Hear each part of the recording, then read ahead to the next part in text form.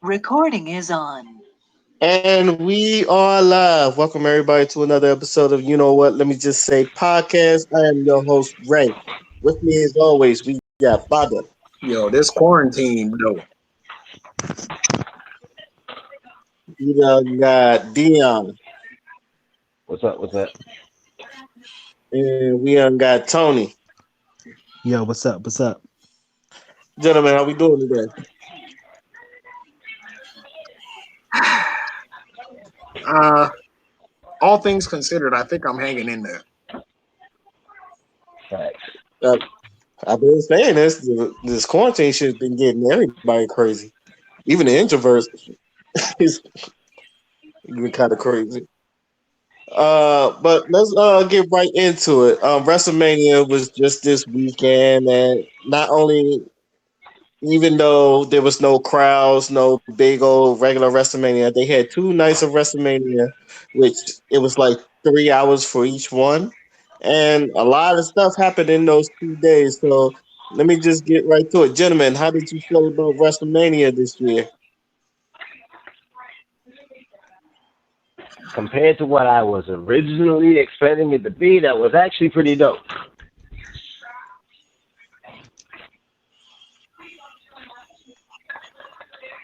Um, I'm agree, but let's talk about Corona Mania real quick. All right, so first of all, that's the name for it now. first of all, let's just worst match was Corbin versus Elias. That match should have been thrown away. I don't know what the fuck those two were doing. No, absolutely not. Second, freaking the Undertaker match and the fucking Fiend John Cena match. Those two were the matches that had like the most, like clout. Like those two matches was the ones that people really liked, and it's what I've been saying. Just pre-record the matches and have them, make it, all cinematic and shit. They did the same shit this week with NXT with Gargano and fucking Ciampa. They did that whole cinematic shit, and that shit was fucking cool as shit to see. But and I know they did the best they could with what they had, but there was some moments where inevitably it was dry. You know what I mean? And I'm looking specifically at the Randy Orton Edge match because there was some moments in that match I was just like, oh, I'm about to fall asleep. And these two are beating the absolute shit out of each other. But there's energy, but there's like no energy at the same time. And that's what I felt like this shit was. It was like, yo, this is wrestling, this is, the big one. But at the same time, titles on the line and shit. But at the same time, it's like, due to circumstances, the energy's there, but at the same time, it's not. So it was like kind of hard for me to like really get into it. I enjoyed what I saw, but I didn't really like get into it.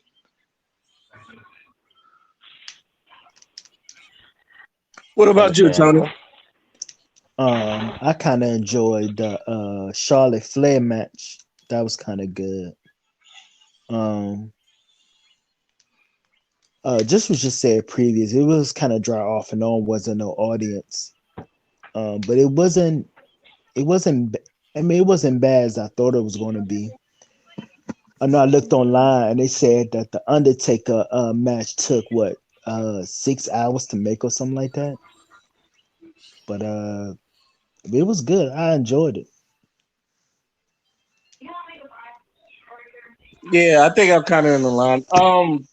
The audience not being there, I guess for it did need an audience for some of the matches, like the one with Otis and Ziggler. I felt like that one really needed an audience, especially the payoff at the end where Otis kisses Mandy. Spoilers. But I did say as well. I said I think they should go the Lucha Underground route, just pre-record some of their matches, and I'm glad they did, especially with the Boneyard match with AJ Styles and Undertaker, and the Firefly Funhouse match with Bray Wyatt and Cena, which those two were my favorite matches, especially the Bray Wyatt and Cena. I kind of marked when I saw the him and his Eater of the World gimmicks, but I've been a Bray Wyatt fan for the longest.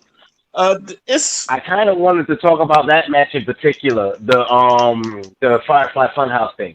Yeah, Because yeah. Go I go have ahead. a What you friend got? who was like, I have a friend who was like trying. He's still trying to process what the hell that was. He's also a big fan of Bray Wyatt, but what people are, I guess, what he was missing was, there was a whole story being told there that like you have to really know the career of John Cena to understand like what was happening.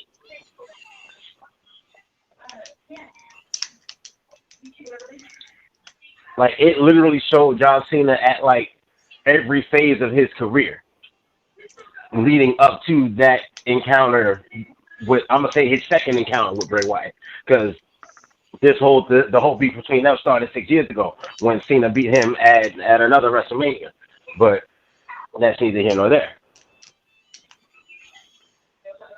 I just thought it was creative. Yeah, it was Yeah, probably one of the most creative matches I've ever. And for something that didn't have little to no wrestling in it, it still kept people entertained. And I don't know. I don't know. The thing is, I don't know if they're going to do much more of that because I feel like even though I was captivated, I don't know. I could see it getting old really, really, really quick. And but for even though I think it's the Undertaker's final match, maybe I'm not sure. I said this. This might be a reach, but I feel like every Undertaker. Even I said every Undertaker match should be somewhat like a Boneyard match, or just like somewhere where he's like not in the ring. Because I feel like if you keep the mystique of the Undertaker, you should have him in places where like he doesn't have to be in a ring all the time, but he can still show his skills. Because let's be real, like Undertaker was kind of fucking AJ Styles up throughout that whole time. It was just like talking shit to him, especially in that American Badass gimmick and shit.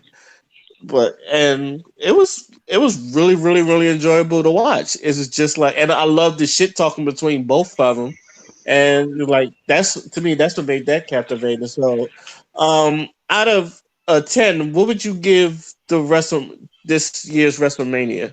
6. Because you give it a 6, I give it a 7. me being lenient due to the current circumstances of why they had to do what they did, I gotta give it about an 8. Yeah, That's really It's it it's that's only really that's just my personal opinion. It's only one match that I was just like, okay, get this over with. Well, I'm gonna say two matches that I was like, okay, get it over with. The first one was um Edge and Randy Orton, and the other, and this is just me feeling some type of way about how the match even came about. Strowman and Goldberg. Yeah, I that mean, was that like match real was only fast. 2 minutes long, though. We should Yeah, get this over with. I knew that match was going to be quick. I kind of understand I what you're would say saying. the reason I'm like, okay, get it quick is because that's a match that shouldn't happen to begin with. I feel like the Fiend shouldn't have dropped the title to Goldberg of all people. It said they were saying that Goldberg didn't want to lose to Bray Wyatt, which is backstage politics and shit. But yeah. Let's talk about that. How do y'all feel about Braun Strowman being the Universal Champion?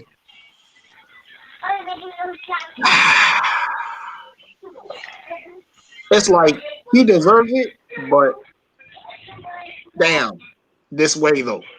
yeah. I felt that he should have went against somebody else for the belt rather than him. He basically won it because he's a replacement. He ain't winning because he, like deserved it. Yeah, Right? It's not. It's almost meaningless.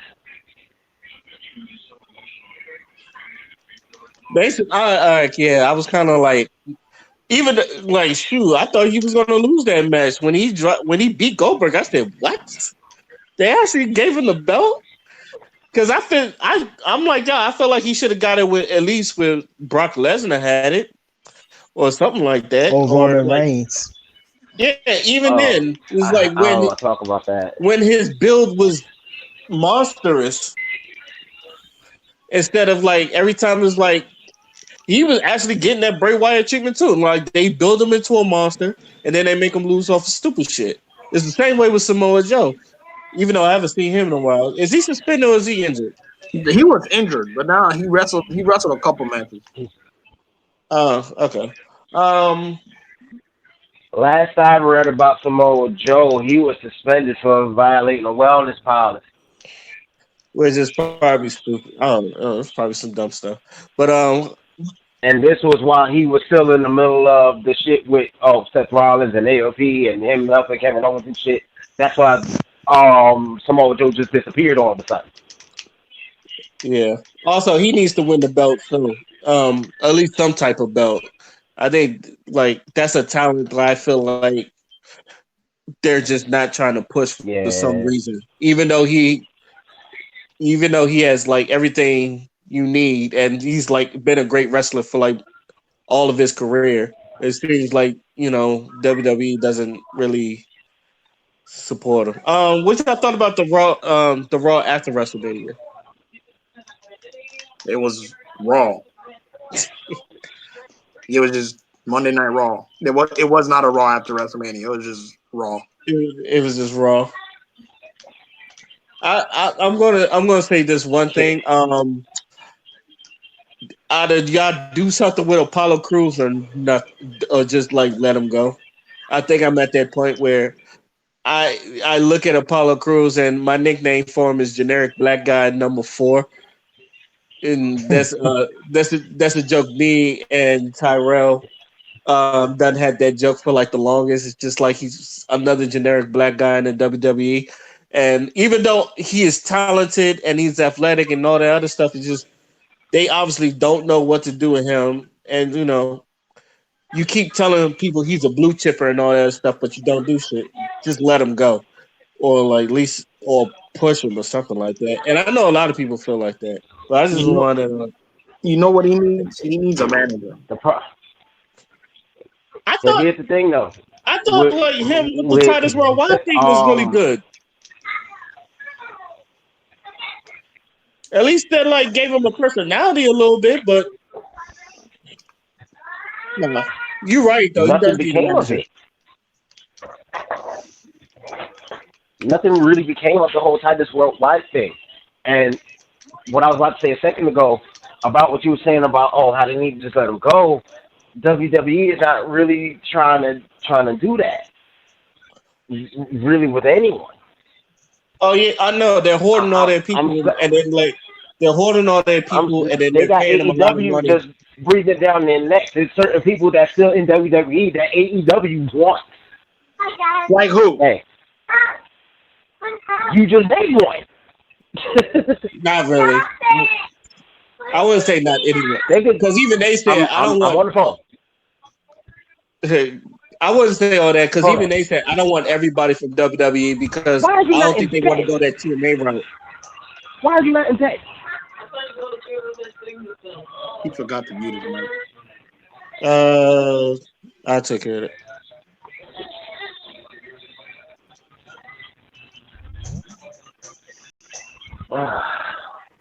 Sorry about that. You forgot to mute. You got to next time mute, please. Anyway, any last words on this before we go on to the next topic? Any last word on what? That was WrestleMania. What was your thoughts on WrestleMania? Any last word? Any last word before we go on to the next topic? So what you think about Charlotte Flair being in NXT now? I don't know what they're going to do with that. Because now they got Finn Balor and Charlotte Flair in NXT. I'm really confused because like Charlotte, I know people don't like Charlotte, but I didn't understand her going to NXT. I didn't like the fact that she went for the NXT title. But I think I understand it to a degree, but I might with what I'm thinking. There's a good chance I might be wrong, but I feel like they're trying to stack NXT simply because Raw and SmackDown just haven't been cut. But their ratings for NXT apparently I guess have been through the fucking roof, even with the COVID-19 chaos and shit. So you think putting Charlotte on there?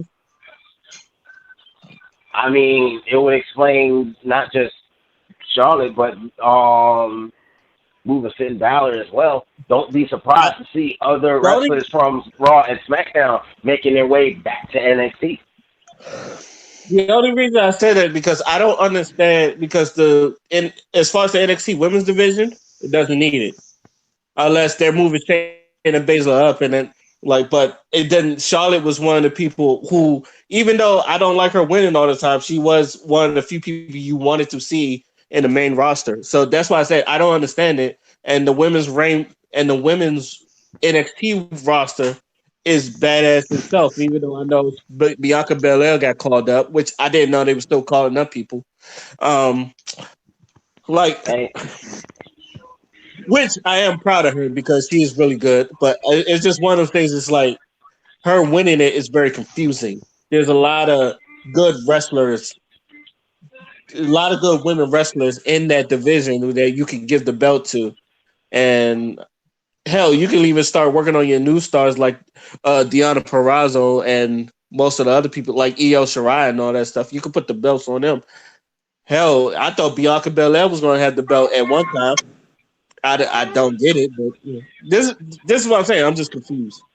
So, but I think they can salvage it, and the reason why I think they can salvage it is because they can have Charlotte be like this, intimidating. Like they could have her be a Shayna Baszler, except without all the MMA shit, where she just winning a whole bunch of matches and she just whooping everybody ass. And then there's that one woman that needs that push. It could be like a Tegan Knox that'll like rise up to the ranks of like a Io Shirai. And then it could be like, oh, Charlotte, she done took out everybody in NXT, and then here come like Tegan Knox or somebody to dethrone her. So they could really make it special. She has a future title defense against Io Shirai scheduled after last night, after the events of last night. And you know what? I think Io Shirai should lose that match. We'll see how that turns out. Really? I think Io Shirai should lose that match because after Bianca Belair, who got called up, Io Shirai is like one of the top wrestlers in NXT, period. So if Charlotte beats her, it'll prove that, okay, I'm not just here to, drop the title, just because I wanted at WrestleMania. I'm here because NXT is mine now. Like, she should be on that type shit. Like, NXT is mine. Bring your best. Bring whoever you think is going to fuck with me, and then I'll figure them. And that's what she keeps saying. She made NXT. She keeps saying that. Yeah, and which is a good thing. So now with someone it started with them. It technically started with Charlotte and them. So yeah, I know Paige is like one of the first Paige is the first champions, but it really didn't pick up for the Four Horsewomen. So she really can say that. Yeah. And I think that's a good energy to have as champion in that brand, so you can have people step up, step their shit up and take her down. It's that Justin Wong effect in the FGC. Justin Wong was winning every single Marvel 2 tournament, and it took Yipes and Sanford Kelly to beat him. Like, they kept showing up when everybody gave up and said, yo, he's unbeatable, no one can beat him. Those two were the only two people consistently that stepped up and said, I'm going to beat you, I'm going to beat you, I'm going to beat you. And I think the same thing could happen in this situation where, as soon as Io Shirai loses, everybody's going to be everyone's going to be on tilt. Everyone's going to be like, oh, shit, she just beat Io Shirai. Who in the last 5 matches has beaten Io Shirai? Like, who can you say has beaten Io Shirai? She barely loses. I was about to say, even Shayna Baszler needed help Exactly. beating Io Shirai. Right. That's her only major loss was her losing to Shayna Baszler.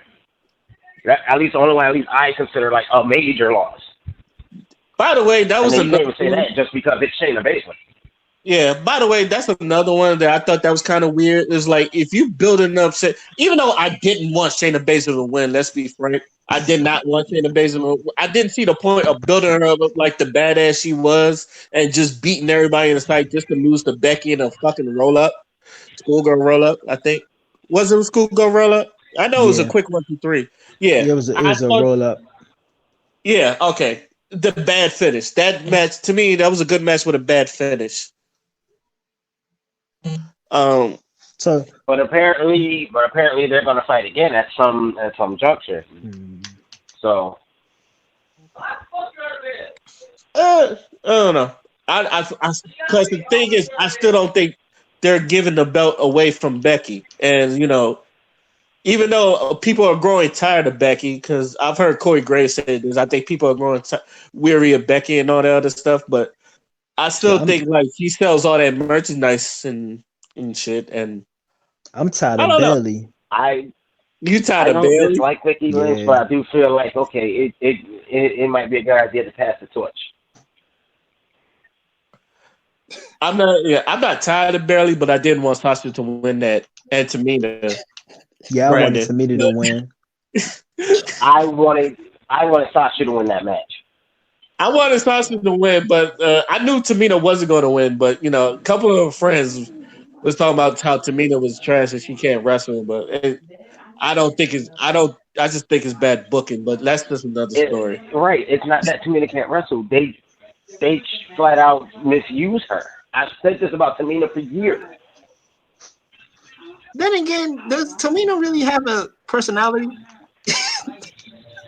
I think she should. I They always thought she would just be that silent, beat your ass thing. Like it works, but because I don't remember a lot of Jimmy Snooker's matches, and I don't know if she. I know Jimmy Snooker had charisma, but I don't know if she has. Some people don't have their father's charisma, David Flair. You, But you know, that's you know what, Ray? I agree. Like she is that silent beat your ass type, but the problem is she's not beating any ass. she was always somebody's bodyguard, and then when they get hurt, she goes away, She goes away. and then like it's just, and that was the again the problem. It's like, misuse. they have nothing to do for it. So, any last words on this before we move on to the next topic? Nah, No. I think we're good. Okay.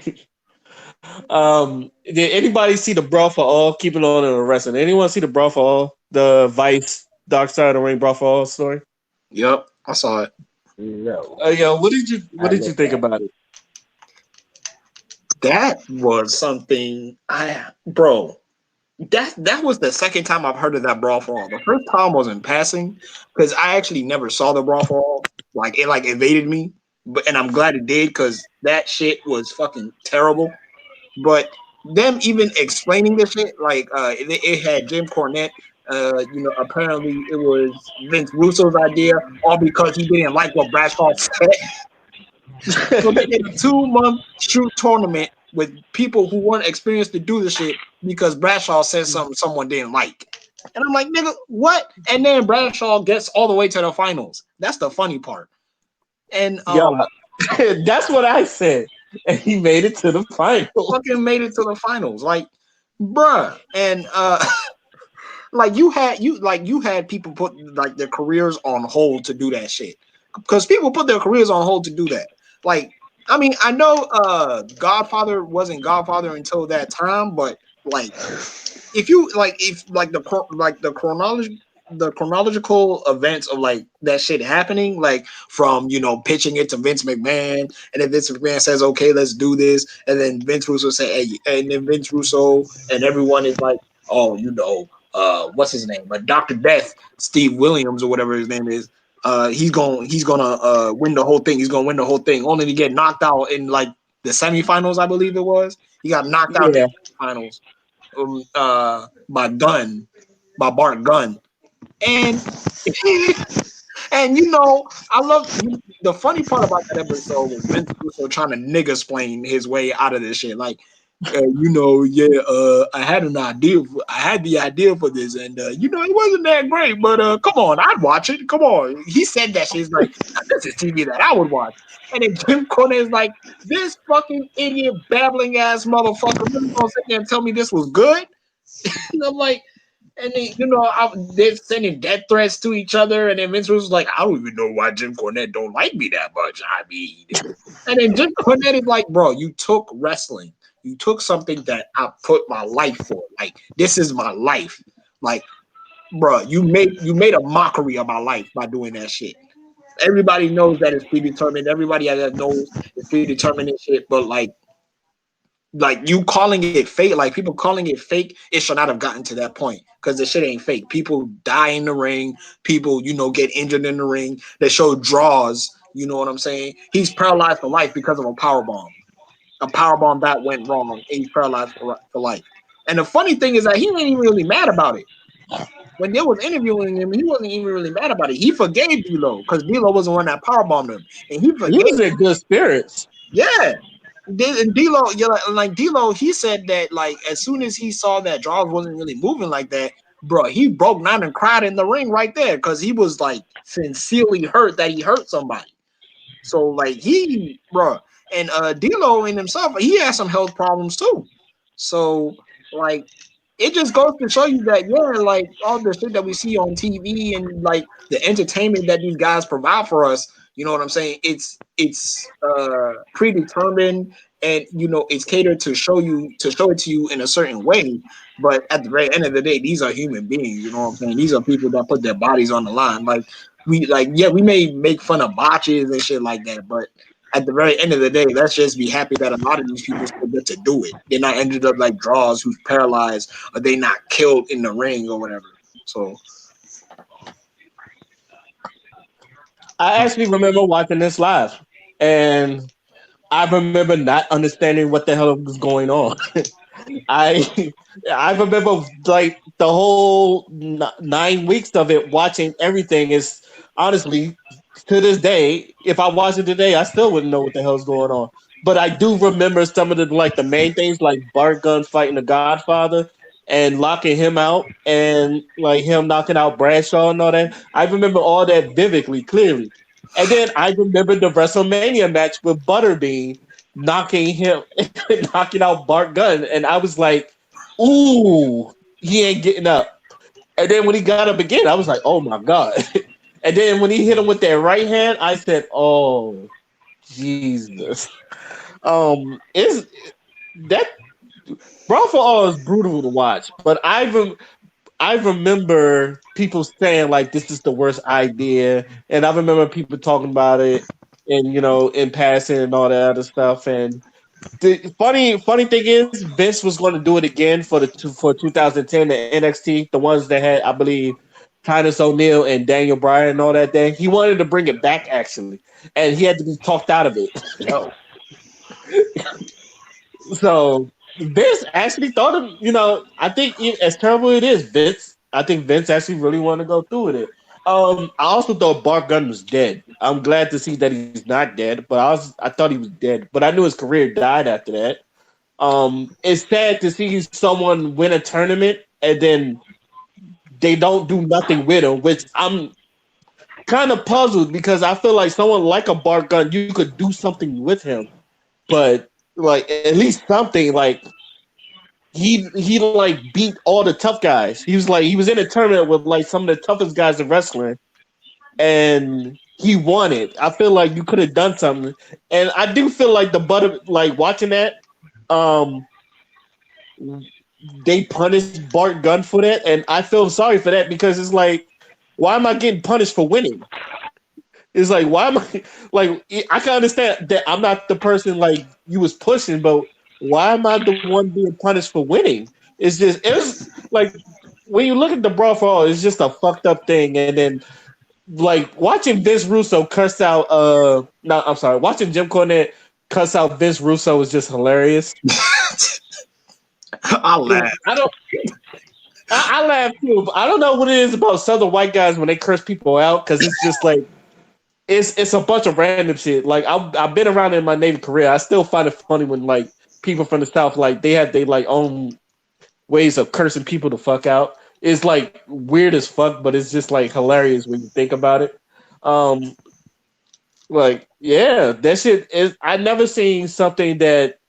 First of all, it was petty to begin with, and that's not. It's really like when you think about it, the whole brawl is just petty to begin with, just because Vince Russo wants to see JBL get knocked the fuck out, which in a way he got, but at the same time, Bradshaw could have won the whole fucking thing. Yeah. Like, no, he could have won the whole fucking thing, and then like, what if he did beat Bart Gunn? You wouldn't have got what you wanted. And then you got a bunch of people hurt. So it's just like, was this really worth it? No. And I hope I had this stupid like watching this, I had this stupid opinion. It was like, even though I know they would never bring it back, I said, what if they bring it back for this generation and this generation of wrestlers? It was like, who would be in it? Who would you think would be in it? And What's I'm interesting asking about I today's think for some generation, reason, I now think that you asked that question, you go ahead. got a lot of cats with MMA backgrounds, making their way in and out of WWE now. It's not just cats like Brock Lesnar and them. It's a whole slew of wrestlers with MMA experience. So if they were to bring it back today, do I think it's a good idea? Looking back on what happened in the past with that, hell no. But it give us somewhat of a spectacle. I personally don't think they're going to bring it back, but they do bring it back. I think they're going to be a little bit more careful.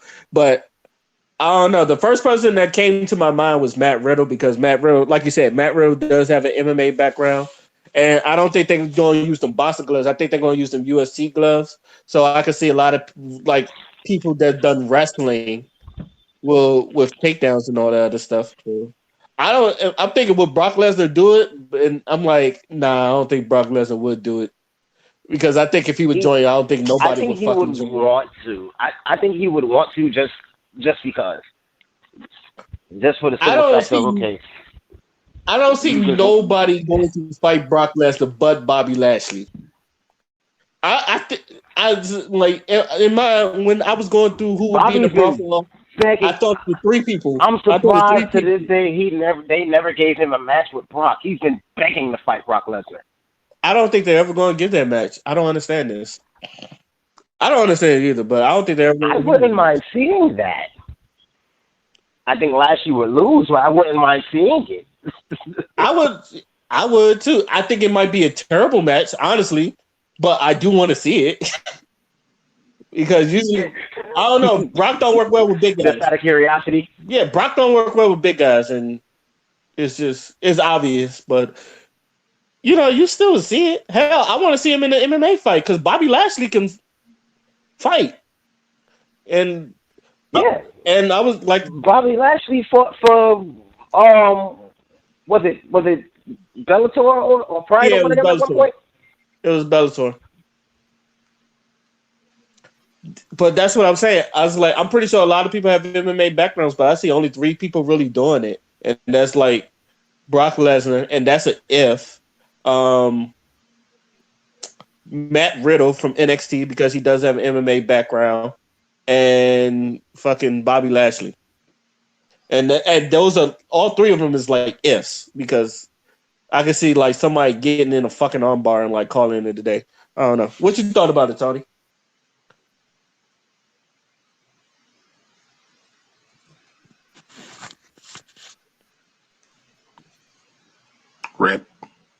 Rip. All right. Any last words on this before we move on to the next topic? Never do that shit again. Well, we know how he feels. I'm agreeing with him. Never do that shit again. All right. Okay, Father, this is gonna be on you. Do you want to talk about Bernie dropping out the race or Bad Baby blackfishing? It's on you. These are good topics, but let's talk about Bernie Sanders real quick. because All right. I actually got something I want to say about Bernie Sanders. So for all of you know, so if all of you who don't know, Bernie Sanders announced that he's suspending his campaign and all that, in which a lot of people was not happy with because they felt like he was the one that could have beaten Trump. And but the thing is, you can still vote for Bernie. Like just because he's suspending his campaign doesn't mean, or he's dropping out, doesn't mean that you still can't vote for him. You can still vote for him in the ballots. But I think this was a smart move on Bernie's end because Bernie know that the Democrats ain't gonna pick him. They did that shit 4 years ago. They ain't pick him. They wasn't gonna pick him now, especially with this pandemic shit going on, where motherfuckers is more worried about 5G instead of what the fuck is actually going on with the people of this country when it comes to expenses and rent and medical shit and just all this red tape, that's red and yellow tape that's going on with how people are gonna make their money now. Like as of right now, it's like 10% of Americans are unemployed. But we all know it's way more than 10% because a lot of people are still filing for unemployment. There's still a lot of people, we have 330 million people in this country. So, when shit needs to get done, there's like a buffer. There's like a time of buffer because we have so many motherfuckers in this damn country. And not only do we have a lot of people, we have a lot of stupid people in this country. So it makes shit a whole lot more difficult for people to get shit done. It makes a lot of people wasn't listening to the fucking quarantine advice. People wasn't really washing their hands like that. You still see people gathering in places where they're not supposed to be. Like Maryland had to double down on motherfuckers because they wasn't listening to the damn social distancing and stay the fuck home request made by the government and shit like that. Like there's just a lot of shit going on right now that a lot of people just aren't really like taking seriously. So Bernie is like, hey yo, bro, I'm just gonna suspend my thing because I know the Democrats ain't gonna back me. But the funny part about all of this is since Biden now is kind of like the only Democrat that's left, that's an L for black people. That's a L. That's basically a Democratic Trump. This is the man that was pretty much the brainchild of the '94 crime bill. This was a man that has said a lot of racist shit in his past.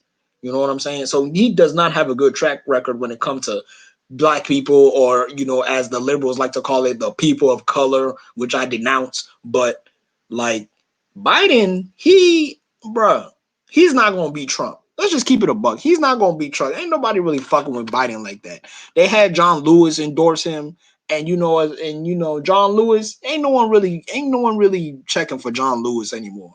You know what I'm saying? We appreciate what he did, at the Edmund Pettus Bridge in Selma, but those times, like, not to say that those times are over, but like we in a new era now where shit is just different. The racism that we go through is more covert than overt.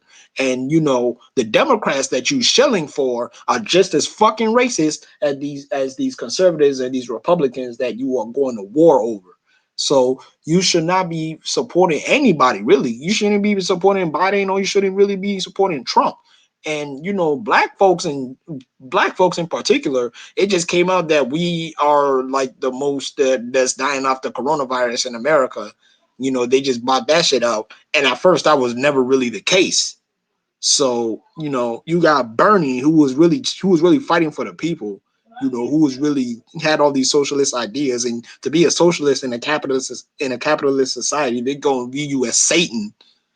But all these other countries like Norway and Sweden, and they got socialist ideas and they're prospering. They got best economies. The people are genuinely happy there. Like they have shit popping for them. But in America, since everybody wants to make money so fucking much, people evade taxes. You know what I'm saying? They was talking about Amazon didn't pay any taxes and it made like $11 billion, paid no taxes whatsoever. And Bernie pointed that shit out. Bernie pointed out the fact that motherfuckers is going to college, coming out with all this debt, and they ain't no job ready for them. He pointed that out. He pointed out how motherfuckers is paying way too much for medicine.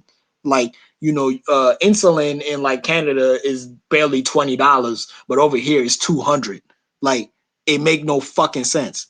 And I think it was there's a drug for HIV in Australia. It's like $8, but in the US it's like $2,000.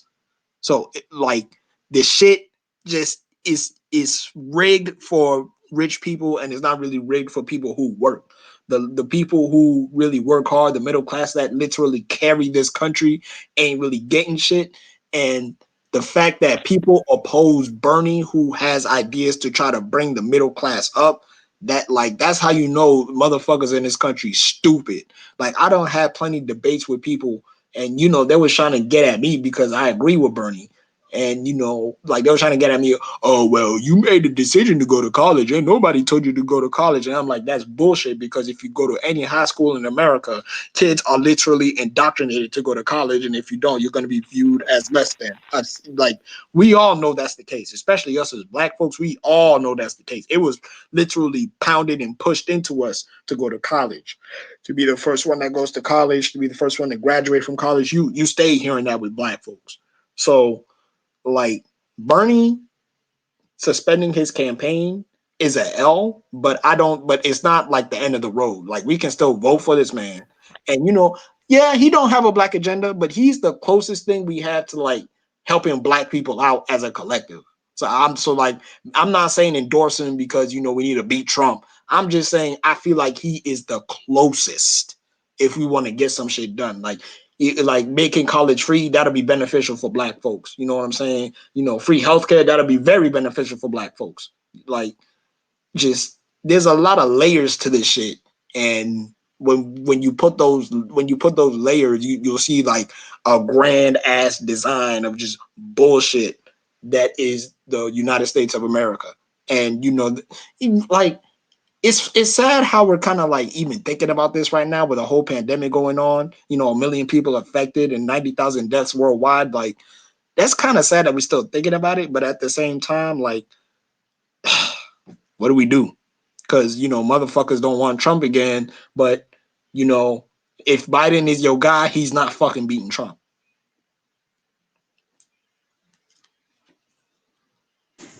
Dion, you got anything to say about it? The whole presidential thing is it's really just a bunch of murky water at this point. You never know what's going to happen. I do think that a lot of what Fada was saying is definitely true,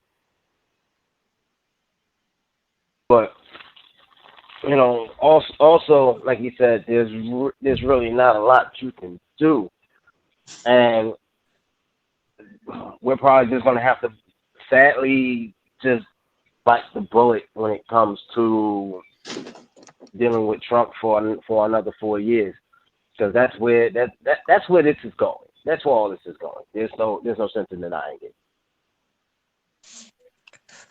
The sad part about it is, as far as like, do I think Trump has done a good job as a president? No, it's excluding, and I'm excluding on the racist, bigoted, misogynistic, everything, homophobic, etc. Everything like done been said about it, like him as a president. Do I feel like he's done a good job? To me, no. I don't feel like he done pushed. I don't feel like he done pushed society forward. I don't feel like he done did anything like monumental. Yes, unemployment is like the lowest it has been, but like I said, that was based off of Obama's back. And when like I said before, in Obama's last years,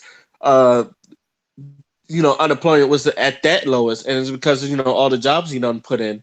I'm looking at it as a president, and him as being a president as doing for this country. No, I don't really done see it. So especially with all this coming around, like with the COVID-19, I feel like he's done a horrible job, especially like laying off the people from the CDC that could have at least we wouldn't have. I'm pretty sure it a guy in the States because Ebola got through, but I'm pretty sure we wouldn't have estimated deaths. And I just feel like he's done a bad job. And to me, I've always said, and I said this on my Facebook, if Trump gets reelected, I feel like us in America, we're like a bunch of masochists. We're just like enjoying the pain.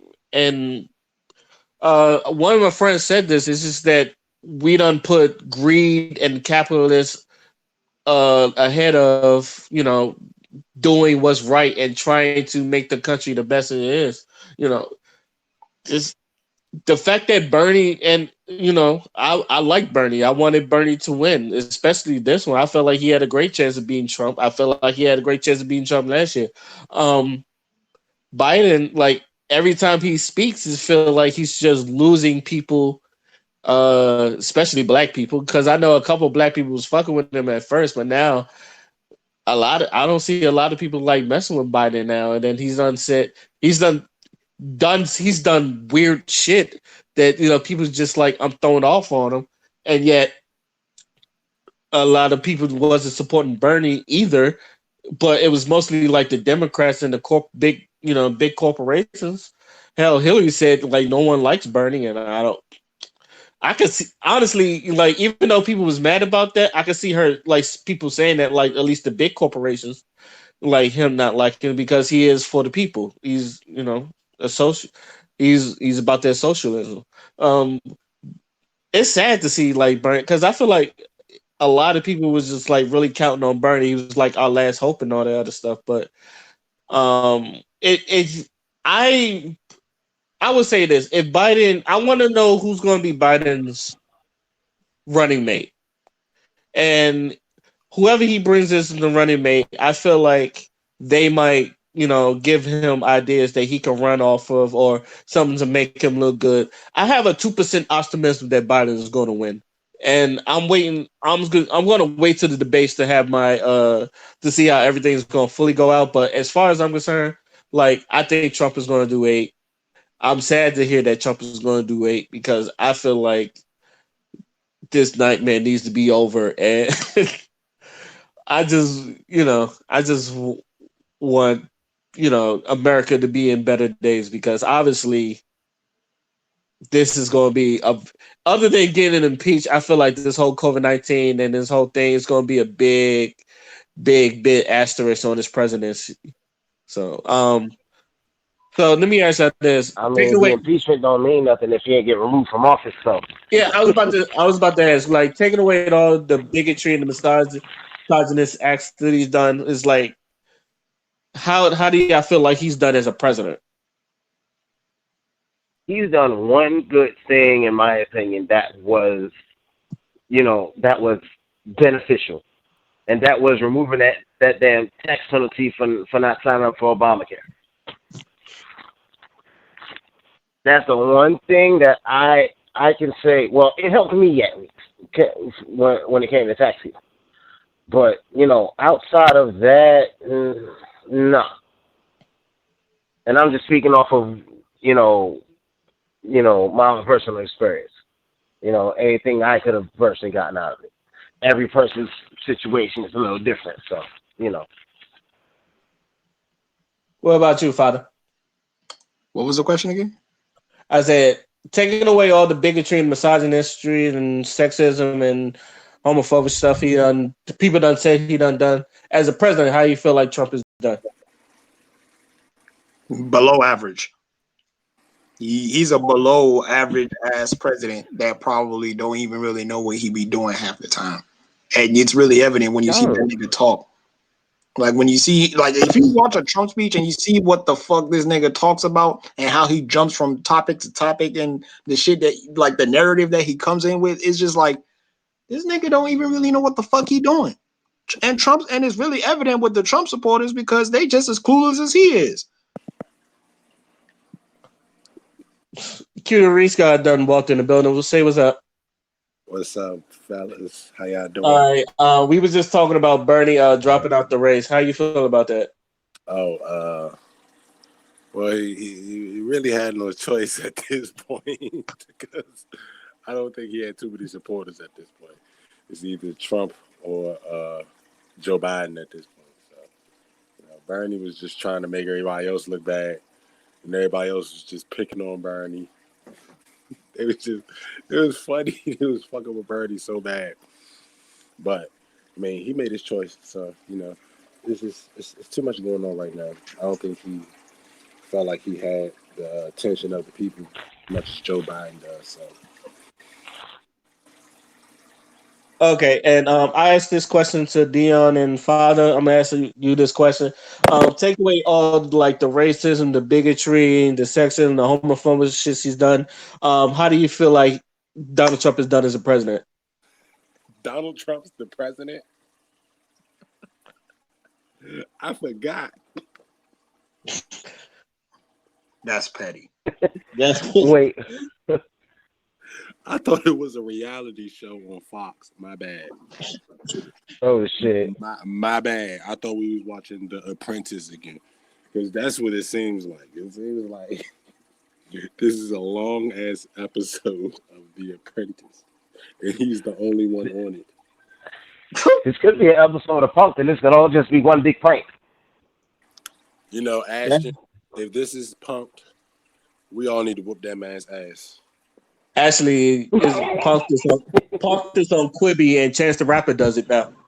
Oh, so then we need to whoop Chance. I mean, Chance, you my man and all, but if this is the joke that you pulling on us, look, let me tell you something. We take back all the shit we said about you.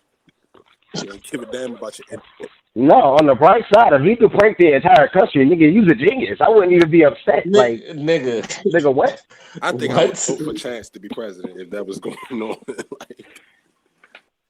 I mean, if this is a prank, I might fight it myself.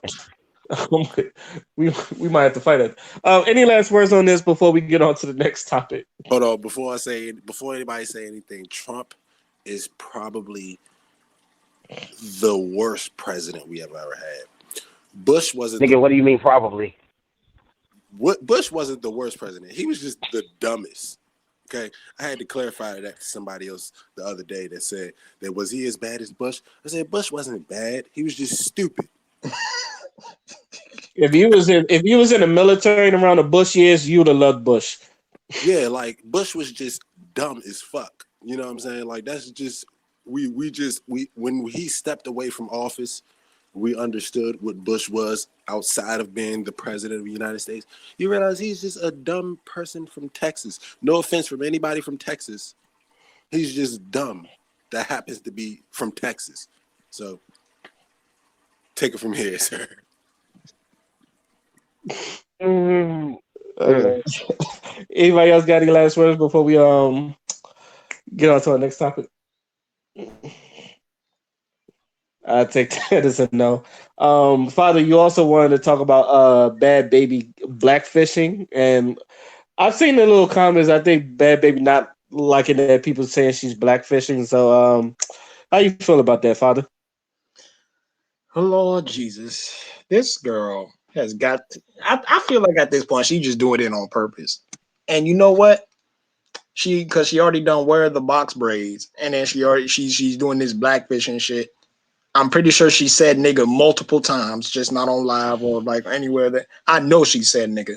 But here's the thing. Black Twitter is to blame. I'm blaming Black Twitter for Bad Baby and her fucking shenanigans. Because when that whole Cash Me Outside shit was trending and shit, it was mostly black folks giving her clout. And now you look at all she said she wanted to be a rapper, which is of course a black creation, and she got on the lane and she stuck to it, and now she's super successful. She was super successful with it, and now look at where she at. Now she has a lane to be disrespectful as hell, and we can call it out, but we gonna look stupid as hell calling it out because we the one that gave her the lane to do it in the first place. So I'm gonna blame Black Twitter for all that.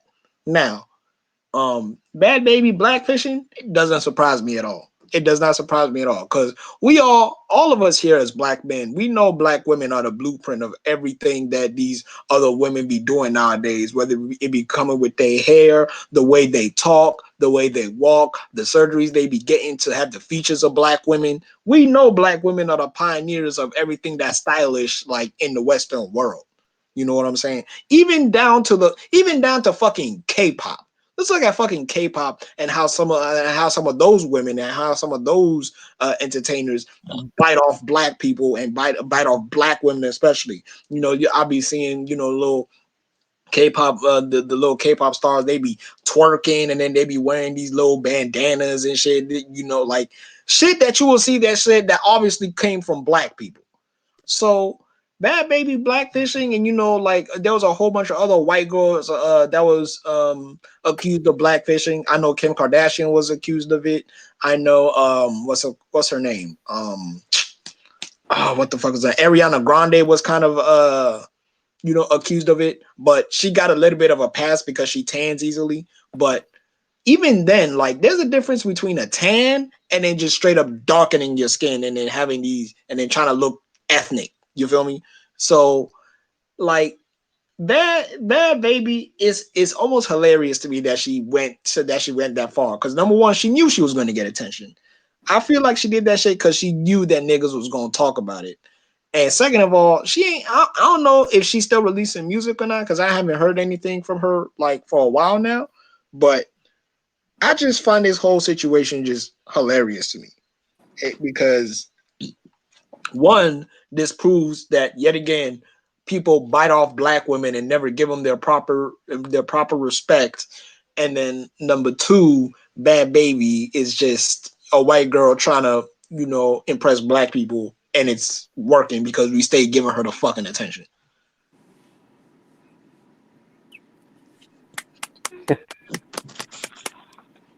I mean, go ahead, Dion.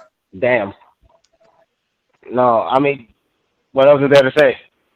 He done pulled every straw out that motherfucker. Like, what else is there to say?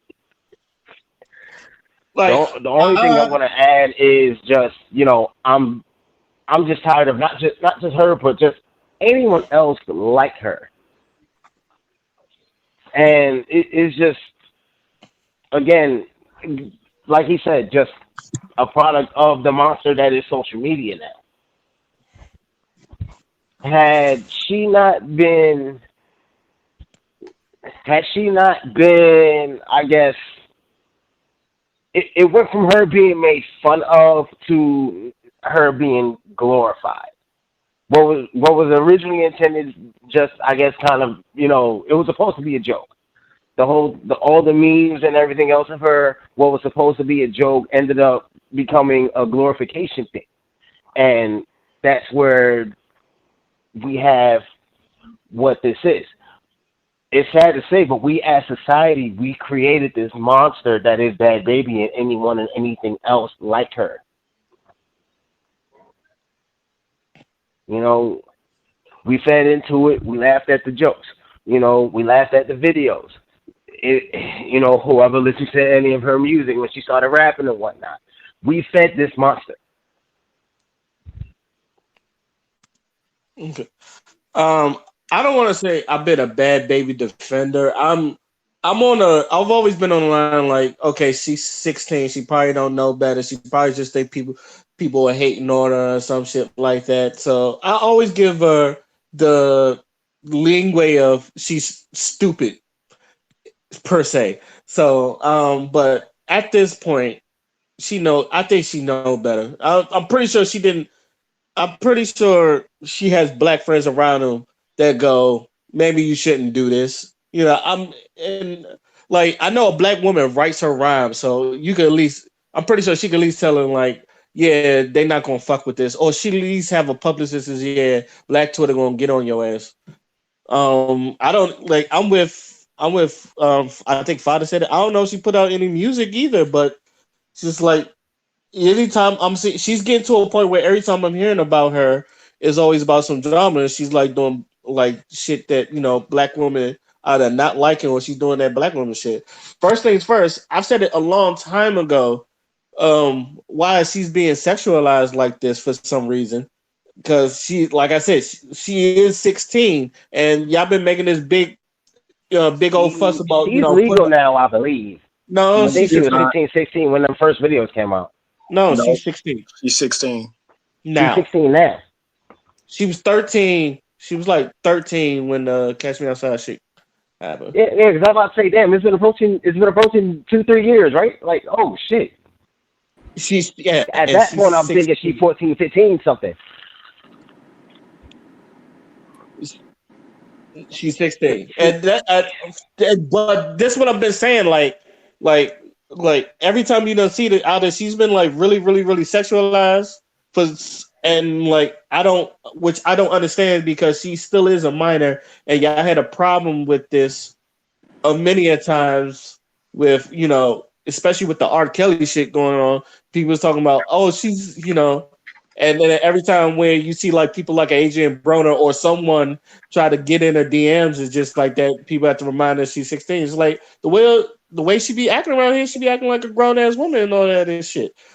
I've been like, but I've been saying this for a long time. Like, why are we over sexualizing a 16-year-old like that?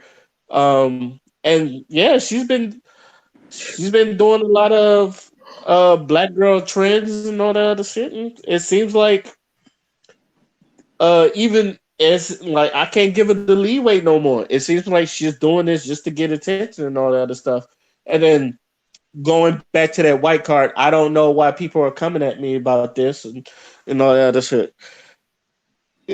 I'm starting to think, like I've said this before, I've started to think she hates the fame part of it and she just wish she can only just make money off of it. But it's just like she's in that conundrum where, like, even though, like, I also blame Black Twitter, I don't feel like Black Twitter wanted to get this big to where she had a rap career and people like buying her music and shit, and now like she feel like she can do whatever the fuck she want.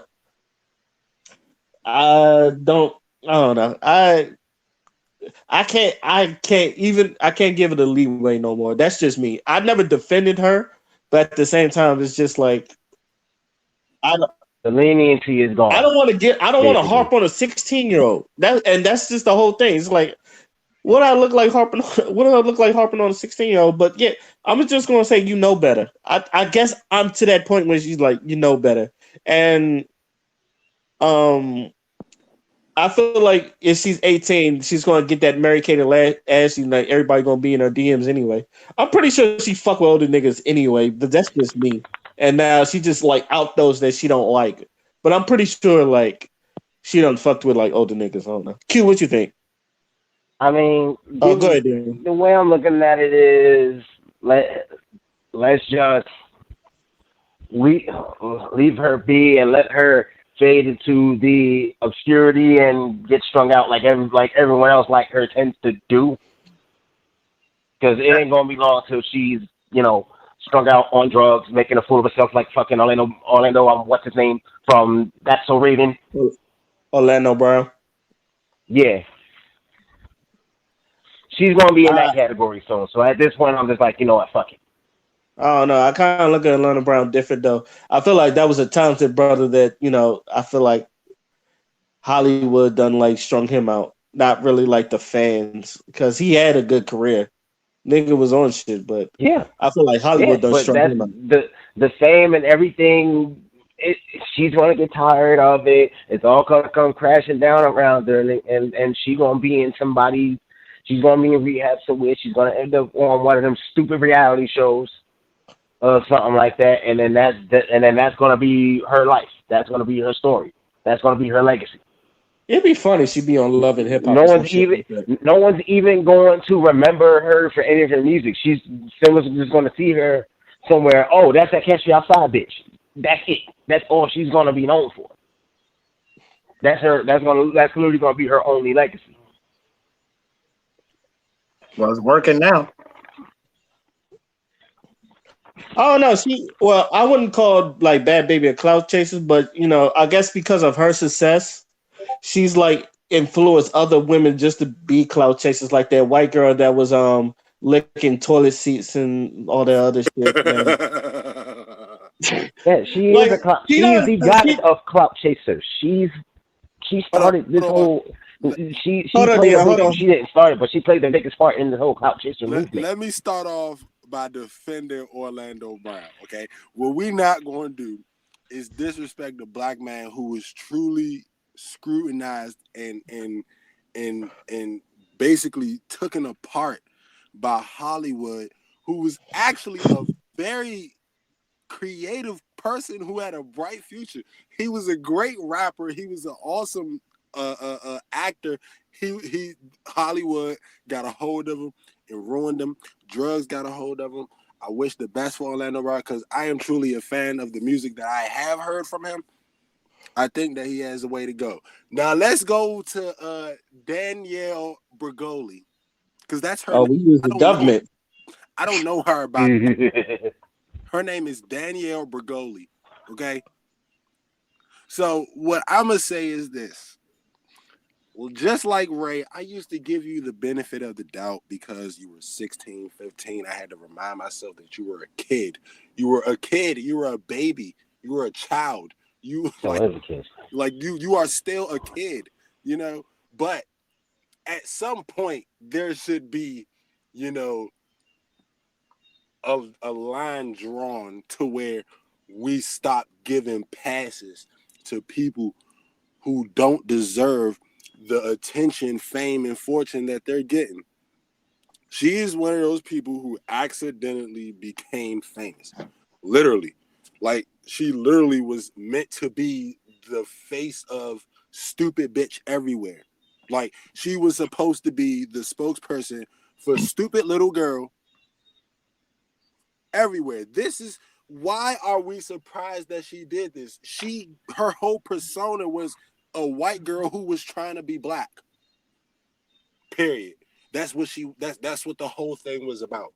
That's what the whole Dr. Phil segment was about. It was based off of that. So us seeing this girl trying to blackface or anything like that, it shouldn't surprise anybody. We should all be pissed off about it because at this point it's just like, bitch, do you get it or do you not? You know, and that plays to a part where some of these black women who are supposed to be idols and for these young women to love themselves are doing shit to themselves that make them feel like they're enhancing their, you know, physical being. Nicki Minaj's bleaches, her skin is lighter than what she used to be. A lot of these girls are doing it. You know what I'm saying? A lot of the black girls are doing it. Black women are doing it. You know, so when those same black women who lighten their skin to get a better image, you know, try to say something to a girl who tries to darken her skin to get a better image, I mean, that's just, you know, calling the kettle black. Shut the fuck up. But to everybody else, yeah, we should be pissed off. This shit is stupid. Like, you should be ashamed of yourself. I don't know what made you think that you could do that, take a picture and it would be okay. You can't blame it on the lighting. You can't blame it on the makeup. You can't blame it on anything. You can't make any excuses for shit anymore. You keep we cannot allow her to get away with shit like this just because she's 16 years old. I don't give a fuck. If a 16-year-old dude goes out here and shoots somebody, we're going to charge him as an adult. Right. So if a girl does if a girl who is not black does some racist ass shit that we don't approve, why not nip shit in the bud? This is the problem. We didn't nip shit in the bud when she was trying to be black on TV. We didn't stop it there. So you agree with what I said earlier, that we as society, we fed this thing that was Danielle Bregoli. Like we made it okay. We didn't. I'm not even gonna say we welcomed it. We didn't stop it at the door. We allowed them to talk at the door, have a conversation at the door. We didn't let them in, but now they're just sitting on our porch now. No, get off of our fucking property. Go back to where the fuck you belong. Be with your people. If you want to show us respect, do it in a way that we commend. Do it in a way that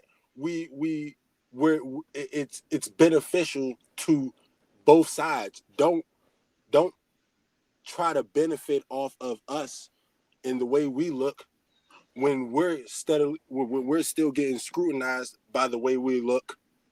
But it's just not cool. I hate people that does this shit, that think it's okay to use what we are born with, what we have to deal with on a daily basis, and try to use it for an advantage because they feel like they can market it. They feel like they can use it to an advantage to get them in a better position. But we have these same things that you're trying to recreate in your own image. We have it. I have that skin that she's trying to put on her face, and I'm still in the hood.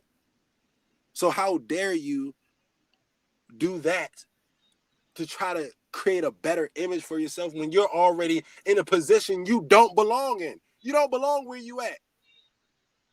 Be proud, be happy that you are where you are, and take it and leave it. Don't try to use what we're trying to use, what we're trying to, you know what I'm saying, create and do it for yourself to make yourself look better. It's a slap in our fucking face. You already slapped this in our face 3 fucking years ago. Why would you go back and do it again and think it's okay? And then look at us like we're wrong for saying something to you that we would say to any fucking body else. It's not cool. Very well said, my brother. Strong words from the nigga Q. Anybody got any last words before we move on to our next topic? You are stupid. That's my last words. I'm sorry. I'm so sorry. This is my rant. I don't rant often. I feel like I have a lot of ranting to do. Like, I hope we talk about Young Chop. I got so much to say about this dude. Okay, so all right, I got options. I pray to God. Wait a minute. Okay, all right, I got options because there was like, okay, I was like to say, what do y'all want to talk about? I wanted to talk about Young Chop, culture vultures, or black people on TikTok acting like a bunch of coons. 2 out of the 3 I want to talk about. I'm sorry. All right, since you like really strong about the Young Chop TikTok, so I don't know about that. Yeah. Okay. All right, so since you're really strong on the Young Chop shit, let's go with the Young Chop. How you feel about Young Chop acting like a damn fool? I just gotta laugh real quick. Hold on, can you explain the Young Chop shit? Because I don't know about it. Okay, all right. So apparently, Young Chop is just. Well, I'm not even gonna say apparently. It's apparent. It's very there. He's going around starting beefs with all these artists during this quarantine situation, and he started a beef with. He basically was on a video chat with Gilly the Kid, and they were having a conversation about rappers and how they are outside of their music and stuff. And he started naming various artists like French Montana, Meek Mill, 21 Savage, Lil Wayne. Artists who are way above his statute of limitations. Like people who don't even have the mind capacity to even want to have a conversation with you. You want to say shit like that. So that's where it all started. This is what I have to say about it. Who the fuck are you? That's if this was a letter, I think in bold letters that would be the first thing you would say. I think I would put that on the front of the letter with the envelope. Who the fuck are you? And then put his address at the bottom of it. So with that being said, Young Chop, are you gangster, Young Chop? You think you gangster because you live in Chicago? I would pray to God that is not the reason why you feel like you have all of this power and you do all of this shit. Let me remind you people that he also recently was in an Uber and decided to ride through 21 Savage's hood, the person he was just dissing on social media not even a week before, and got shot at. Young Chop. Some of these motherfuckers that you think because they changed their lives and they became more politically correct for their well-being and for their future. I don't understand why you think when people elevate and get themselves out of certain situations that they can't go back to what the fuck they came from. What makes you think because I'm a fucking 100 millionaire that I still won't come to your fucking hood, knock on your door, and see what's up with you? By myself, I don't need no motherfucking security guards. I don't like some of these rappers. I'm not gonna put my name on nobody because I don't know for sure. But some of these people that you jumping out there with, even if they don't have to do anything, they got motherfuckers with them who are willing to die for these people. That you are you walking around like you're untouchable. You don't have no security. You what guns do you have? You know what I'm saying? You worried about niggas being bitches. Let's talk about the death rate in your state from this virus, and you're talk about that. Talk about how you're going to try to better your neighborhood with what you've done, which is really not a lot, but you've done something. Talk about that. Why does somebody else's street credibility matter to you? If you are this big time nigga who ain't got to worry about none of that shit and you gangster and you could do whatever the fuck you want, whenever the fuck you want, however the fuck you want, why the fuck does somebody else's credibility matter to you? Answer that. That's what I want to know. I hang around niggas who done did time, sold drugs, did all type of shit. I don't hear them talking about somebody else's street credibility unless they jump out there to a point where they got to put somebody in their place. And I don't see nobody else coming at you, young chop, like you some type of flugazy ass nigga. You getting these responses because you acting like a hoe ass nigga. That's what you're doing is what I expect females to do on the internet when they're bored. During this quarantine, that is what I expect a female rapper to do. Nicki Minaj was doing that a couple years ago. Come on, be real. I'm just being honest. I ain't nobody. I'm just a nigga that's in the hood. A hood that probably go harder than whatever hood you live in. To be honest with you. So before you think that you gangster because you living in Chicago, come step in one of these other hoods. Come where I'm at right now. Come where I am right now and say that shit that you say. The question is, where in Chicago is he? Because Southside. with all he got a horseshoe up his ass. He got a horseshoe up his ass. Then I know Chicago niggas, and he's a lucky. If he talking records, I don't know who this cat is. Let me start with that. He did the I don't like beat. He run with Chief Keef in him. He did that. I don't like beat. Okay. He helped put Chief. And Chief Keef ain't shit. So okay. Anyway, Chief Keef shy of the fucking cop. I'm not throwing that out. That nigga Chief Keef don't care about shit. So he's just a dumb nigga. So he's just a dumb nigga. Next person I hear about. That just tell me he's just a dumb nigga. In the motherfucking face.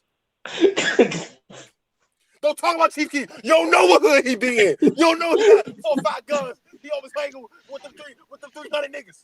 You don't know Chief Keef like I know. That video. Shut the fuck up. That video is a classic.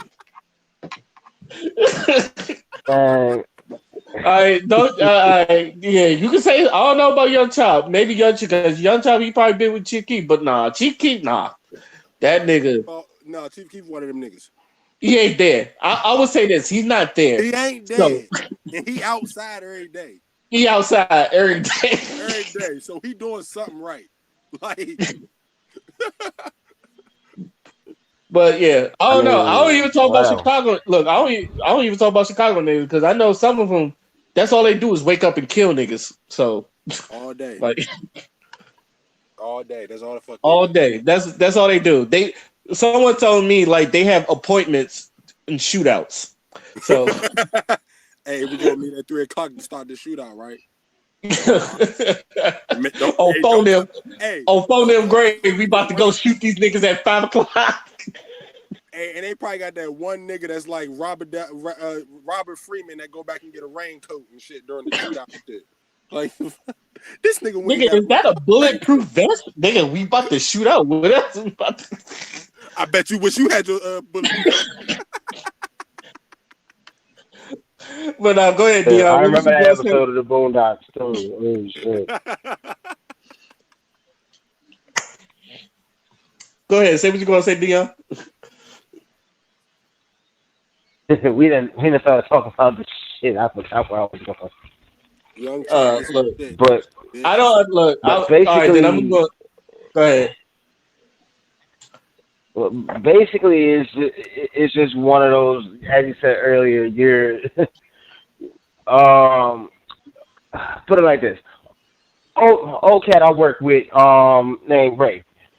One of his favorite sayings when somebody try to fuck with him. Your arms are too short to box with God. Basically saying, I'm not somebody you want to start with. I'm not somebody you want to start with. Hey, right. This from one of my coworkers at my job, Ray. He like 50, 54, 55.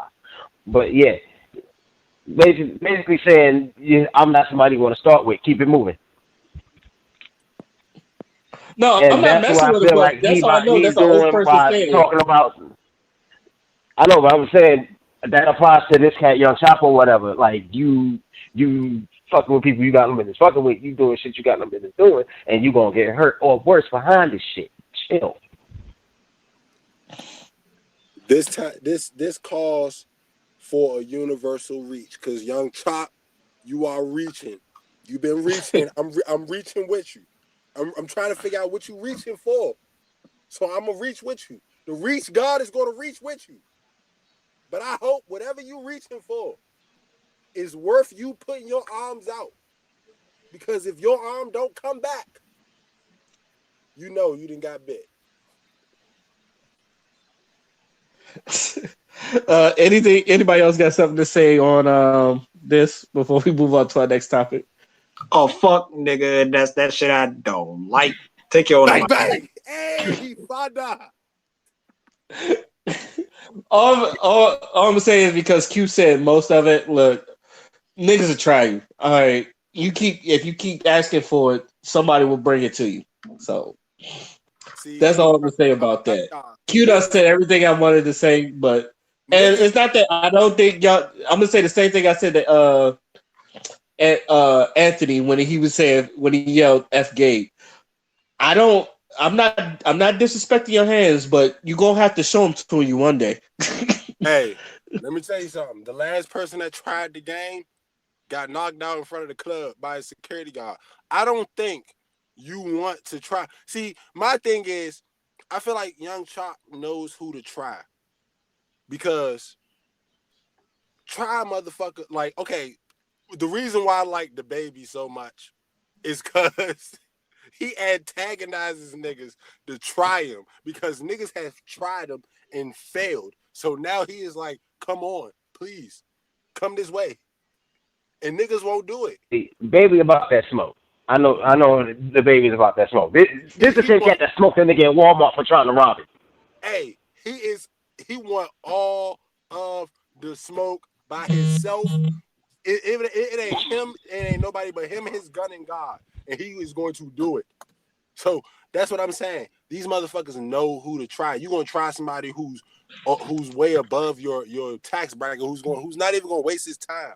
You know what I'm saying? The only person who really came out and said something to him was Fresh Montana. Either him, a person who done fought bodies, who done got shot, who done shot at people. He got records. These people got records. They got felonies. Meek Mill just came home. Probably like a year or two, probably like a year and a half ago. Meek Mill is in a million. He's eating dinner with Robert Kraft, and you trying to beef with him for what? You think that 100 million that he getting from Jay-Z ain't gonna make a nigga from Philly try to do your ass dirty? Think about it. Niggas with money got power, even if he ain't doing nothing. He got power. What nigga ain't gonna try to kill somebody for Lil Wayne? If you come on. Some niggas will do it for free. Come on. Right, I was about to say that. Like, come on. Like this is not me calling nobody a bitch because I don't know nobody. But this is me thinking logically. For a person who if you do shit yourself, why would you try somebody with power who can have some? You rode through 21 Savage's hood. He probably wasn't even there. But because somebody probably spotted your ass coming through the hood, they lit that motherfucker up. A Uber. They lit the Uber up. You was in an Uber. You were in an Uber. Let that sink in. You, Young Chop, beefing with 21 Savage, a platinum artist. Why the fuck was you in an Uber anyway? I'm saying he don't ride Ubers. 21 Savage don't ride Ubers. French Montana don't ride Ubers. The Game don't ride Ubers. Meek Mill don't even drive. And you riding in an Uber trying to beef with niggas. Get your money up. Get in a different tax bracket. Then you can have conversations with people. That's how Meek got done back to back. Because he wasn't in that tax bracket yet. He wasn't there yet. Drake had more to say than Meek Mill could. He had power. Motherfuckers with power will do your ass dirty. Motherfuckers try Drake. We know Drake ain't no gangster. But Jay Prince is the biggest gangster. Right, Drake no motherfuckers that know motherfuckers. So the biggest gangster in the South, Jay Prince. So even if Drake ain't no gangster, he got motherfuckers behind him who are willing to die for him. Young Chop, pick your own battles. Beef with somebody in Chicago. You'll probably see him the next day. That nigga moved out of Chicago, so that must mean something. Exactly. Niggas want it. He know. So you keep doing that gangsta ass shit and you're not even in your motherfucking city. You're not even in where you at. You're not even where you supposed to be. How you gonna be gangster in Milwaukee? Like, no, Milwaukee got some gangsters. No. I ain't saying Milwaukee ain't got no gangsters, but how you from Chicago, gangster, but you in Milwaukee somewhere? Yeah, it's true. Right. You know what I'm saying? Like, you know, we just saw somebody die like that. Pop Smoke just died doing that, and that was just by him just being, you know, not really, you know, aware of his surroundings. But niggas die every day. You could be the biggest gangster in the world. You die. You die. You die. Live by that shit. You die by that shit. One of the GOATs died recently. My man Nipsey died. The biggest gangster. Nipsey knocked the nigga out at the BET Awards. The slap heard around the world. He knocked the nigga loose at the BET Awards with an open hand, man. Come on. Slap the fuck out of him. Come on, man. Come on. And that's just me giving an example. Y'all like niggas will fuck you over. Stop playing, Young Chop. Get back on your shit. We need another I don't like beat. That's going to fuck. That's going to change the world. You changed the world real quick and then you disappeared. Oh, and then there's this weird ass girl who just keep making these fucking songs about the nigga. Like, this shit is so fucking funny. What? I can't think of the girl name. She's this weird one of them girls that city girl type bitches that talk about fucking and shit all the time. Before we get on to that, let's go to the next topic. I wanted to talk about this culture. There was this picture on Facebook that was going around. It was like 9 of the biggest culture vultures who took from black people, and they had Taylor Swift, Ariana Grande, Miley, Robin Thicke, Eminem, Justin Timberlake, J-Lo, Bruno Mars, and Sam Smith. I'm gonna just be quick with it. Do y'all think any of them are culture vultures? Because some people had some thoughts about this. Do any of y'all think that they were culture vultures? Justin Timberlake is not a culture vulture. Eminem is not a culture vulture. Okay? Robin Thicke, not a culture vulture. All right? Let's leave those people out of it. Just because they white, don't mean just because somebody's white doesn't always mean they're culture vultures. Okay? These people came in with their own personas. We grasped to them. We like Justin Timberlake. He wasn't trying to be black. He's talented. He ran across the right people. The right people produced him and got him to the place where he wanted to be. Timberland. Come on. Timberland and Pharrell. Come on. He's not a culture vulture. You know what I'm saying? Eminem is not a culture vulture at all. You motherfuckers are disrespectful. Come on, y'all going too far. You're going too far. Okay? Eminem is not a culture vulture. I like Robin Thicke. Robin Thicke is this smooth ass nigga. I hate him, but I like him. He's one of them niggas you gotta hate. You like to hate him. You can't stand the nigga, but you like, damn, y'all, that nigga good. That boy good. Also, real quick, people really, really misconstrue the definition of a culture vulture. Culture vulture is simply somebody who rips the culture off of, like whatever group that they're in and then let it go after they done made some money. It's the same shit as cultural appropriation, except the difference is with cultural appropriation, you are claiming it as your own instead of using it to make money and then dipping when it's not profitable anymore. The classic example of a culture vulture that I can find is Miley Cyrus. Yes, I was just about to say it. She done made a song with Mike Will and all them niggas, and as soon as that check dried up, she went back to being country Miley. That's a culture vulture. I don't even think Ariana Grande is a culture vulture. I think we just grasp and like the girl. We just like her. She's cool. She's not somebody that we don't see her in the public eye trying to be black. Right. We barely see her in the public eye. We just know she got a new boyfriend every 6 months. It's cool. You know what I'm saying? That girl can't stay in a relationship to save her damn life.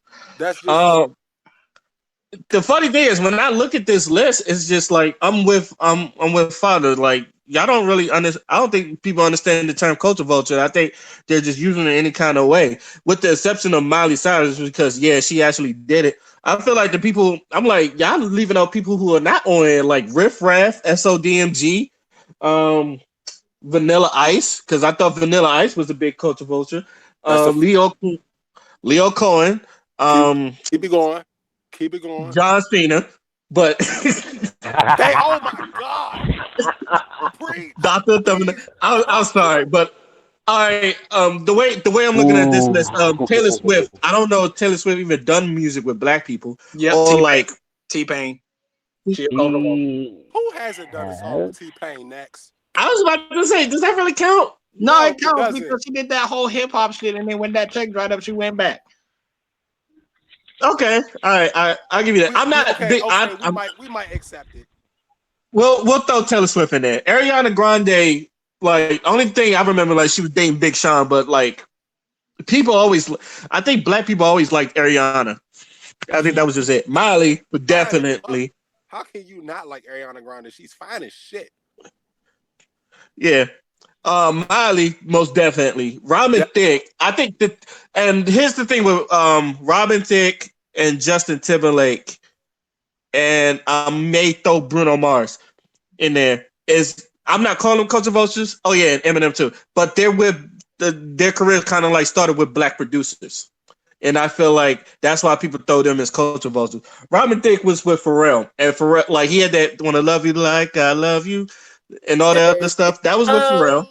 Justin Timberlake, and Justin Timberlake, all three of his albums, 3 or 4 of his albums, they were produced by Pharrell or Timberlake. He just stayed in his lane, and I think that's why I can understand he was doing the pop shit, but the R&B shit, as far as him and the singles and the R&B shit, Justin Timberlake, he just stayed with people that make him sound good, like a Timberland and a Pharrell. And Pharrell makes me like anybody.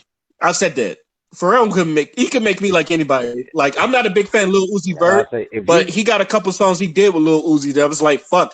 It's crazy. I love it. It is crazy. Every song he does with a garbage rapper can sound amazing on a beat that's fired. Okay. Bruno. Let's start with that. Bruno Mars. I always thought Uzi was whack. Yeah, you're right. Bruno Mars. I think first of all, he's not even white. He's like Hawaiian and Puerto Rican or some shit like that. But but even then, like when he did the whole the 90s, what's it called? The Teddy New Jack Swing era. When he was doing that was a tribute. Album. Yeah, that was a whole tribute to the New Jack Swing era. But he told people that was a tribute, and he named all the people. I think people forget that J-Lo's Puerto Rican, because she done so many movies where she's like half Spanish, half white. But I think people forget that J-Lo is Puerto Rican and from the Bronx. So it was like, right. And plus she plays Selena, so I don't understand like what culture she's repping from. Selena's Mexican. J-Lo. Selena is Mexican. That's what I'm trying to figure out. Like, hold up, time out. You motherfuckers said this had to be somebody who was under like 25. Probably. Oh no, but a lot of people don't like Eminem. Well, here's let me stop that. The pro blacks do not like Eminem. Why? Why? Because every time someone mentions Eminem, they say he's the GOAT. And pro blacks don't like that. They don't like not the GOAT, but you don't have to be pro-black to say Eminem is not the GOAT. He's not the GOAT. He's not even the best in his era. So we can. But a lot of white kids. Here's the thing, Q. A lot of white kids, and I've heard this. You know, I'm pretty sure you heard this joke. Isn't it weird that in golf the best player is a black guy, but in rap the best rapper is a white guy? You ever heard that joke? Yeah, I've heard it, and I didn't laugh. I didn't laugh either, but I was right. It was like no black. In the back of my head, it's like no black person is thinking of Eminem as a GOAT. There's people that love him. There's a lot of people that really love him, but we're not putting him as a GOAT. Him is a dog, but he's not. He's not even. He's not greatest of all time, but like in terms of like my favorite rappers, he's one of my top 10. I'm about to say he's in the conversation. I'm not even if he was black, he would still be top 10. I'm not giving him a pass. I don't give anybody. Ray will tell you I am very hard on rappers, very hard. So like, if you're good at what you do, you just good at what you do. Give you your props. Consistency means everything to me. Lil Wayne went down some notches because of his inconsistencies for a period of time. Jay-Z, when he talked about eating pussy. Tell me, Ray will tell you, I've stressed to everybody, Jay-Z is the greatest of all time, not just because of money, longevity, and when you are in your prime, when you are at your best, how long does your best last? Jay-Z is still probably at his best right now. Jay-Z is so good that a Jay Electronica album dropped and Jay-Z had better verses throughout the whole fucking album. Who does that? Jay-Z. Jay-Z does it every time. Kanye West warned us about this 15 years ago. I don't put Jay-Z on my song because every time I put you on a song, you kick my ass. I'm sick of it. I will say this on Watch the Throne, and I know Father don't like Kanye West. He's not a Kanye West fan at all. Kanye West showed his ass on Watch the Throne. Yeah, I was about to say they went back and forth on Watch the Throne, but yeah, you don't put Jay-Z on the track unless you know that nigga is going for your head. Hey, Father. Yeah. Listen, you know, man, we will always butt heads about Kanye West, okay? You know, I understand how you hate him because of his political beliefs and how he carries himself. But as an artist, come on, Father, you can't. I never said he was a bad artist. He never did. He said that many times. He doesn't think he's a bad artist. He just don't like him. He just don't resonate with me. It don't touch my spirit. So your hate for Kanye West, my whole thing with Kanye is just something's up with him mentally. Yeah. The nigga's always been like this. Fucking addressed. The nigga has always been. Kanye has always been like this. Even weird. Right. He's always been weird. I know this is. 4 glasses without lenses. I get that, but again, this is some long-standing shit that never got checked. And I've said this before. When his mother passed away, that's when he went off the fucking deep end. He didn't have nobody to tell him shut. He was already leaning in that direction, and when his mother died, that was the last push. His mother. I said that because his mother was like his fucking guardian angel. His mother used to tell him to shut the fuck up before he said something stupid. Right. There's no one to check him. There's no one to check him when he does or says certain shit. Jay-Z done lost control of the nigga. That's why Jay-Z stepped away from him when he did. As a black man, every man knows the one person who could tell you to shut the fuck up because you about to say something at the side of your neck is your mother. Is your mother. Stop you, who will check you at the door. Hey, I love you, baby. But what you said outside, I don't appreciate that. Don't let me hear it again. And he was. That's why Snoop apologized to Gail. Because of his mother. That's so real. That's why T.I. is really like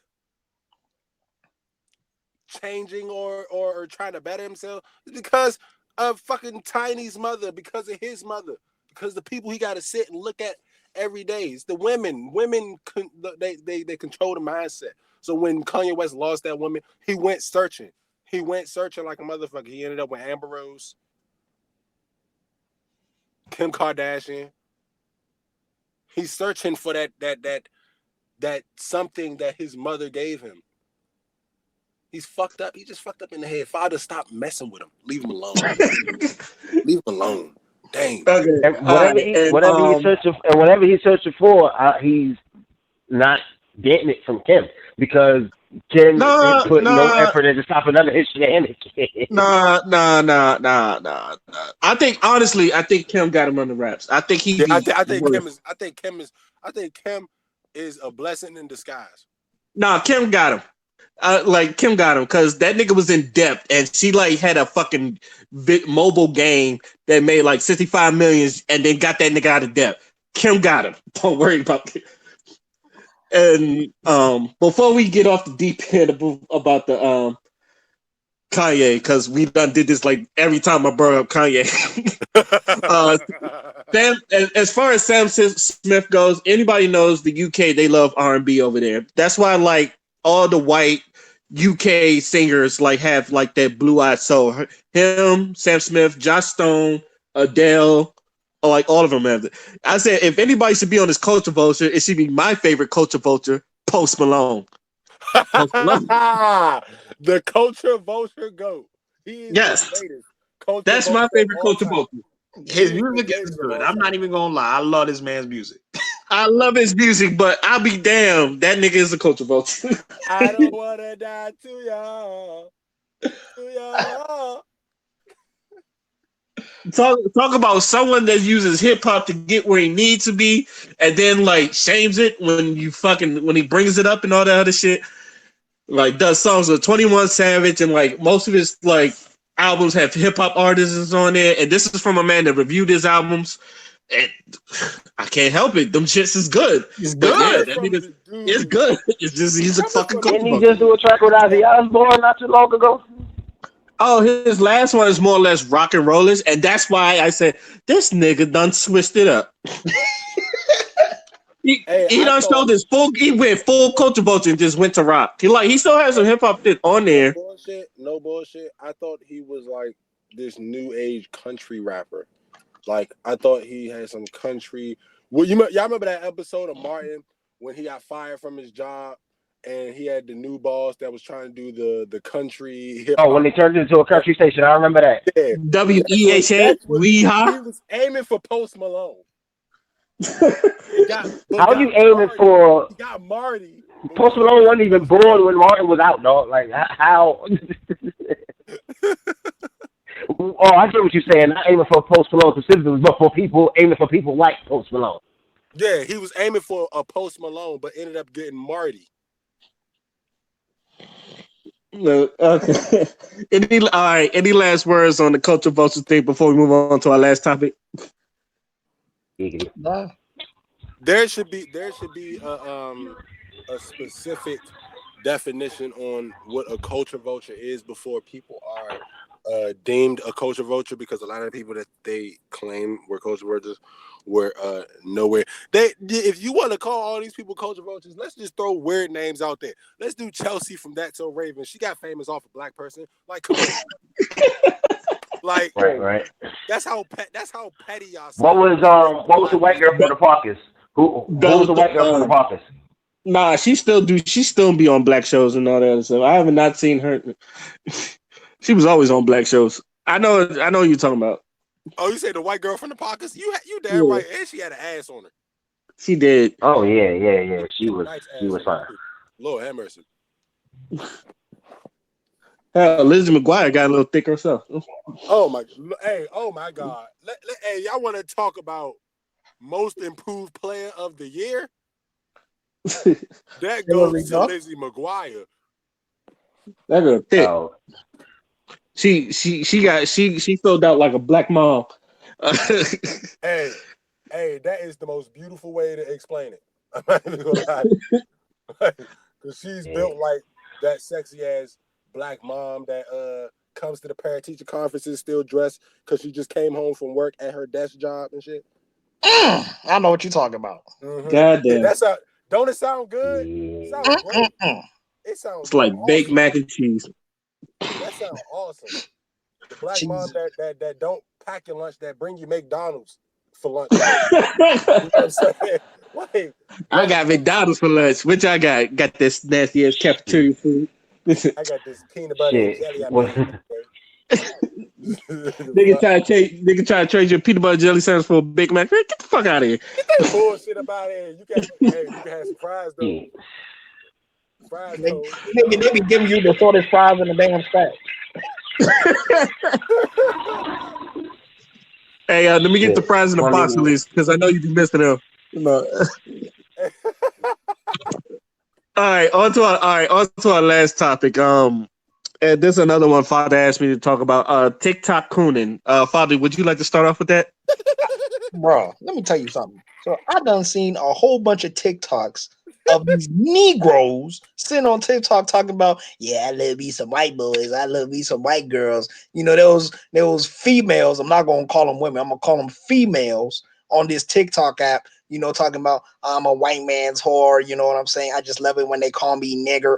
I've seen a whole bunch of shit like that, and then I seen a whole bunch of these Negroes talking these buck broken ass Negroes talking about, man, white women are the wave. You know, I don't want to fuck with no black girls like that. And you know, they be doing a little music with it, like you know how these TikTokers be doing.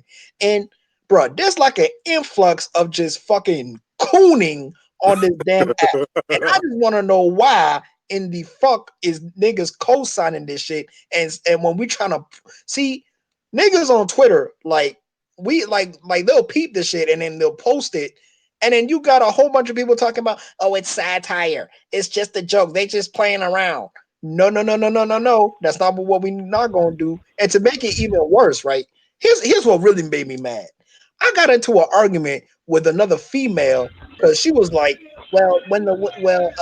was doing it because it's satire, but when these guys do it, you know, they're doing it because they actually hate black women. And I'm like, that has got to be the dumbest shit I've ever heard in my life. So when a nigga does it, it's because he hate black women. But when you have a thread, and I have the thread saved on me. You had a thread. It was more than like 7-8 videos of black females.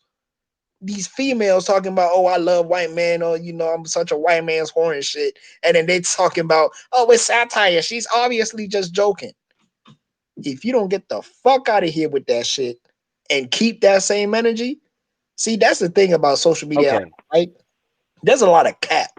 There's a lot of motherfuckers that don't keep that same energy. They project and they generalize and they make it seem like if one nigga does it, then all of these niggas do it because I don't have enough sense to critically think about the shit I'm saying.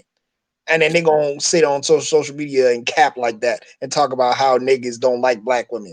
If you don't shut the fuck up with that bullshit, if you the Twitter I know, black women are getting praised damn near every 5 seconds. Every time I refresh my fucking timeline, it's some black women getting some praise. So we're not gonna sit there and say that, oh, but niggas not fucking with black women like that. That's a fucking lie. And then another thing that pissed me off, when I tell you this pissed me off, they be mixed fucking kids. It be like swirl ass kids, probably not even older than 16, 17, doing this shit too. They done hopped on the wave. They done got their little white girlfriends to say, oh, I can't wait to have these genetically superior children. I've actually seen this. Someone posted this on Twitter, and it was a white girl, and she had her black boyfriend, walk in, and then she's doing the whole, that look when you get fetishized. When someone's fetishized, there's a look that white people have when they're about to colonize some shit. That's the look she had on her fucking face when her black boyfriend came out the cut. And she done put it in the TikTok acting like, oh man, I'm about to have some nice ass babies with this. And I'm like, so this is what y'all doing on this fucking app. Y'all fucking just sitting here being fetishized, and then you just gonna sit there with the fucking coon smile on your face with the fucking butter biscuit crumbs around your mouth because you got you a white girl. Shut your ass. Oh my god. Like, Bruh. Okay, I gotta say three things quick fast because he's eating at me. Okay, first of all, this takes me to two conversations that we've had multiple times in the past. Number one, the double standards. How you going on? How you were saying, oh, when a black man says something about, oh, how much he's into white girls and this, that, and the third.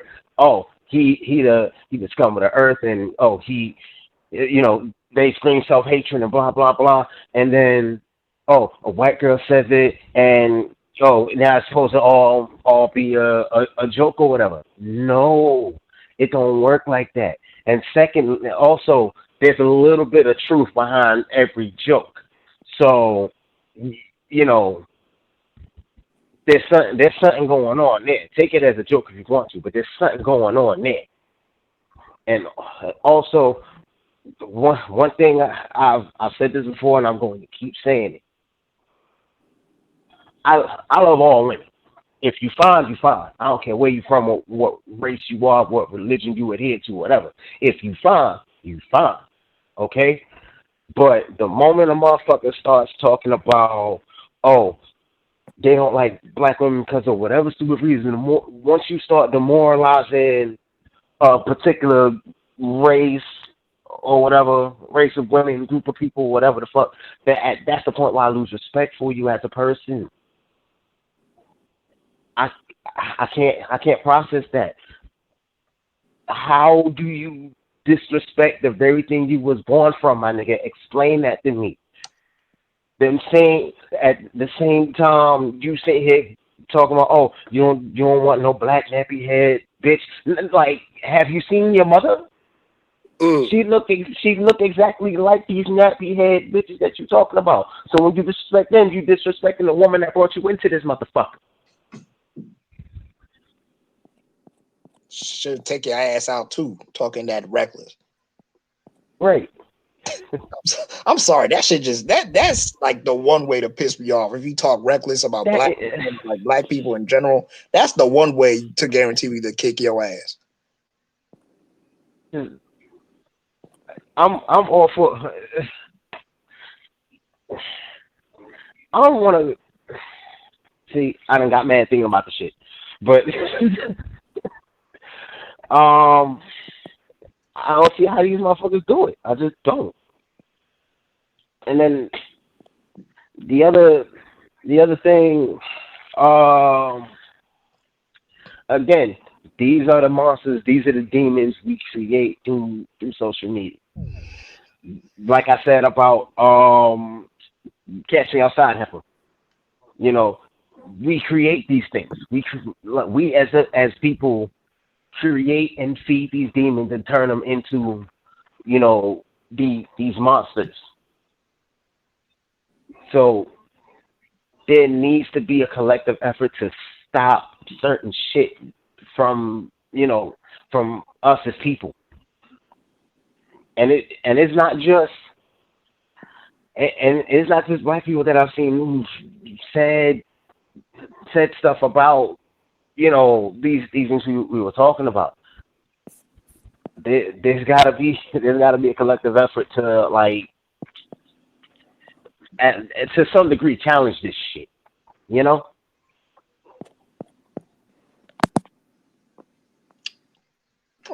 All I know is don't come my way with that shit. Otherwise, I'm deleting your TikTok. Don't ask me how I got your password. That shit's gone. I don't even I don't even fuck with TikTok. I have no intention of. I already see enough of people sharing shit off of TikTok and Facebook and shit. I'm not about to download the app. I'm not about to go on there and make no videos of my own. I'm not gonna bother with that shit. Or maybe You know what I'm saying? or see, one or two things should happen. Number one, maybe we should go on TikTok and start reversing the energy instead of all these coons having a damn platform. We reverse the energy and we start praising our people over there. Or number two, and I've been telling black people this for the longest, we need to make our own damn apps because Twitter is great and shit like that, but we ain't got control of our content. There was actually a hashtag that was trending And like black TikTokers were like bringing attention to the fact that they're not getting the front page views. So a black girl will like create a dance or whatever, and then it won't get popping until some white girl or some white people fucking make it trend on the front page. But they're not the creators of the dance. They just took the dance and they're the ones getting millions of views while the creators of the dance are barely getting 100K.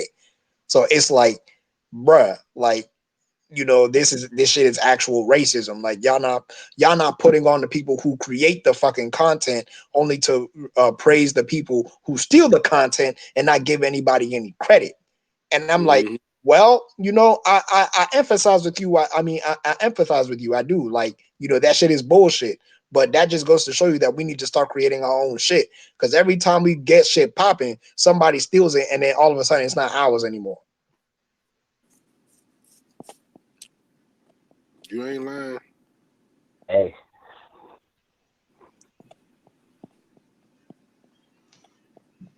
Hit them where it hurts.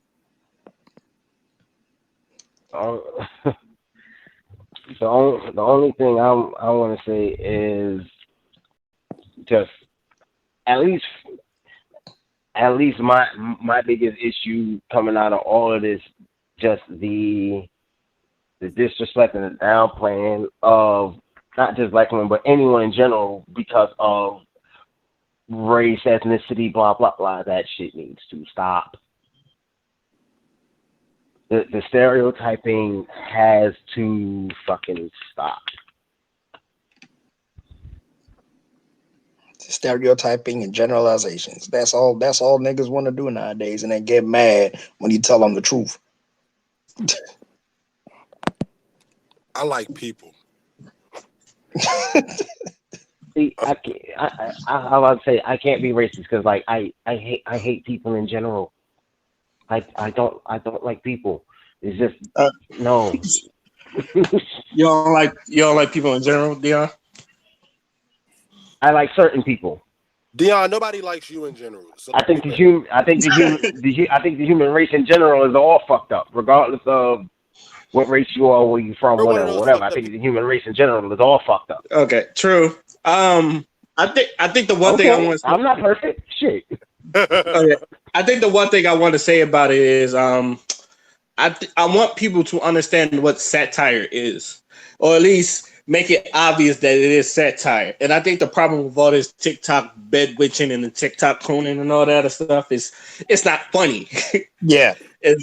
And I understand comedy is subjective, but if I could at least see the humor in it, then I would at least get it a pass. But you like, how can I say this? When you see like in the 90s, they always had like the stereotypical Muslim, and he like him not liking the white man. Like you could tell it was satire of the hood Muslim. Your friend, that one friend is the hood Muslim. Like you see that all the time, so you get the joke. A lot of these people, even the guy that likes white women, like the people go, "Hey, where the white women at?" You understood the joke, like and all that other stuff. I feel like a lot of these people and these people in the TikTok and all that stuff, they don't understand the joke or what makes it funny. To like and I don't think it's satire at all. I just think he's just trying to excuse to make it like white girls. But if you're trying to bring satire in, at least make it funny that you like it, that that it is satire. And I think another issue is that a lot of people are just using the word satire to try to cover that act, and they don't even know the definition of. Oh yeah, most definitely. But like, all right, one of my favorite movies, Bamboozled. Like that shit was satire, but you saw it coming. Like you knew you was either going to get offended when they did the Man Ray and the Sleep and Eat and all that other stuff. You knew you was going to see blackface, but you understood that was satire, so you watched it at your own avail. A lot of people when they going through this, it doesn't look like I said, it doesn't look like satire. It just looks like you cooning and all that other stuff. So my thing is, I don't believe none of you people. Then when y'all call it satire, but if you're really going to throw satire in it, learn from like the comedians or like at least some of your. I don't want to say some of your favorite YouTubers because I think some of the YouTubers are not that funny. There's a few of them I find funny, like the the nigga in Chicago that do the storytelling shits, and like my man Big John. Corporate is legendary. Corporate. I Corporate fucks with corporate, especially the women in there. Especially the light skin joint. Oh yeah, the light skin joint always with the ponytail is always her. Yo, my word. It's Now always he got. Don't get me wrong. He has a beautiful dark skin joint, but that light skin joint, I looked at her. I said, it's the small one, the little tiny one when when the father came in the house and shit. oh yeah. Yeah, he got some bad joints. I know Big Jaw. I like a lot of Big Jaw's comedy. He got some bad joints in there. I but like Ken Edwin. Ken Edwards. Oh yeah, Ken Edwards. Fun. Yeah, What about the Puerto? You seen the joint? We was like, yo, what about the Puerto Ricans? Because he was just married and he was trying to be faithful and all that stuff. He said, what about the Puerto Ricans? He was like, you shouldn't. Yeah, even her. Even the girl he was doing the I just got married thing. Yeah, she's fine as shit too. Yes. No. So what's the dude name? What's the dude name? Clayton Thompson got all the bad bitches. Bro, Jenny. I don't. Corbin. Oh my God. Oh my God. No, you know who's funny as hell to me? You know who was always been funny as hell to me? Cheating ass Byron. I don't even know that nigga is stupid. Oh, is that the nigga that's like? Okay, he had all these skits where it'd be like his baby mother or whatever always catching, and he got at his house or doing some other shit or whatever. Say what? Oh yeah. Okay, I know what you're talking about. I remember that cheating ass, but that shit is funny because he just like had an excuse for everything. Yeah. My favorite one when he got caught climbing out the bitch window. Shorty ran up on him trying to climb down the damn tree out the bitch house. I had to find the girl name. What about Shira? Shira? I'll show you a picture of it. You gotta show me a picture of it. If I think that's who I think it is, it's because this one giant, she like from South Carolina and she got a fat joint. She like petite, but the booty real fat. Oh, yeah. Let me see. Who else is funny? Then it's my nigga Heartstop. What about that bony big head girl that be in the Big Jaw Jones like, I'm coming with you? Oh, Sade. I think her name is Sade or something like that. Yeah. Oh yeah, she fine too. Yeah. Oh, the lesbian homie, her girl. The lesbian. Oh my yams. Yes. Oh, and my favorite, what's her name? Cassandra Lee. Oh my God. You like she pretty. She goofy pretty too, and I love goofy pretty. You like Cassandra Lee? Yes. Why am I not surprised? Bruh, I love goofy pretty. But Corbin, I'll be like, if I had a girl like Corbin, y'all wouldn't see me no more. Oh my God. Corbin bad. White girl with the short fat ass. Amy. I think her name is Amy Johnson or something like that. Yeah, her name is something Johnson. Jesus Christ. Oh my God, that's a thick ass white girl too. How are you built like that? You don't find thick ass white girls like this. He even said it too. He's like, bro, I just had me a thick ass white girl. You don't find it like that. It's a rarity you find a thick ass white girl like that. It's like, okay, like especially Clayton Thomas, he does that shit with the white girl and the thick ass Asian and all that other stuff. You could tell that satire, but like you could see it coming, and that's what I'm trying to say. Right. Like all them examples I give in, and then like us rambling off about the fine ass women, like we appreciate them. But yeah, you gotta appreciate. I see you. All right. Anybody got any last words on this before we get to our final thoughts? Stop cooning. Hey, shout out to LeBron. Let's pray for LeBron because I know his daughter is running him wild with these TikToks.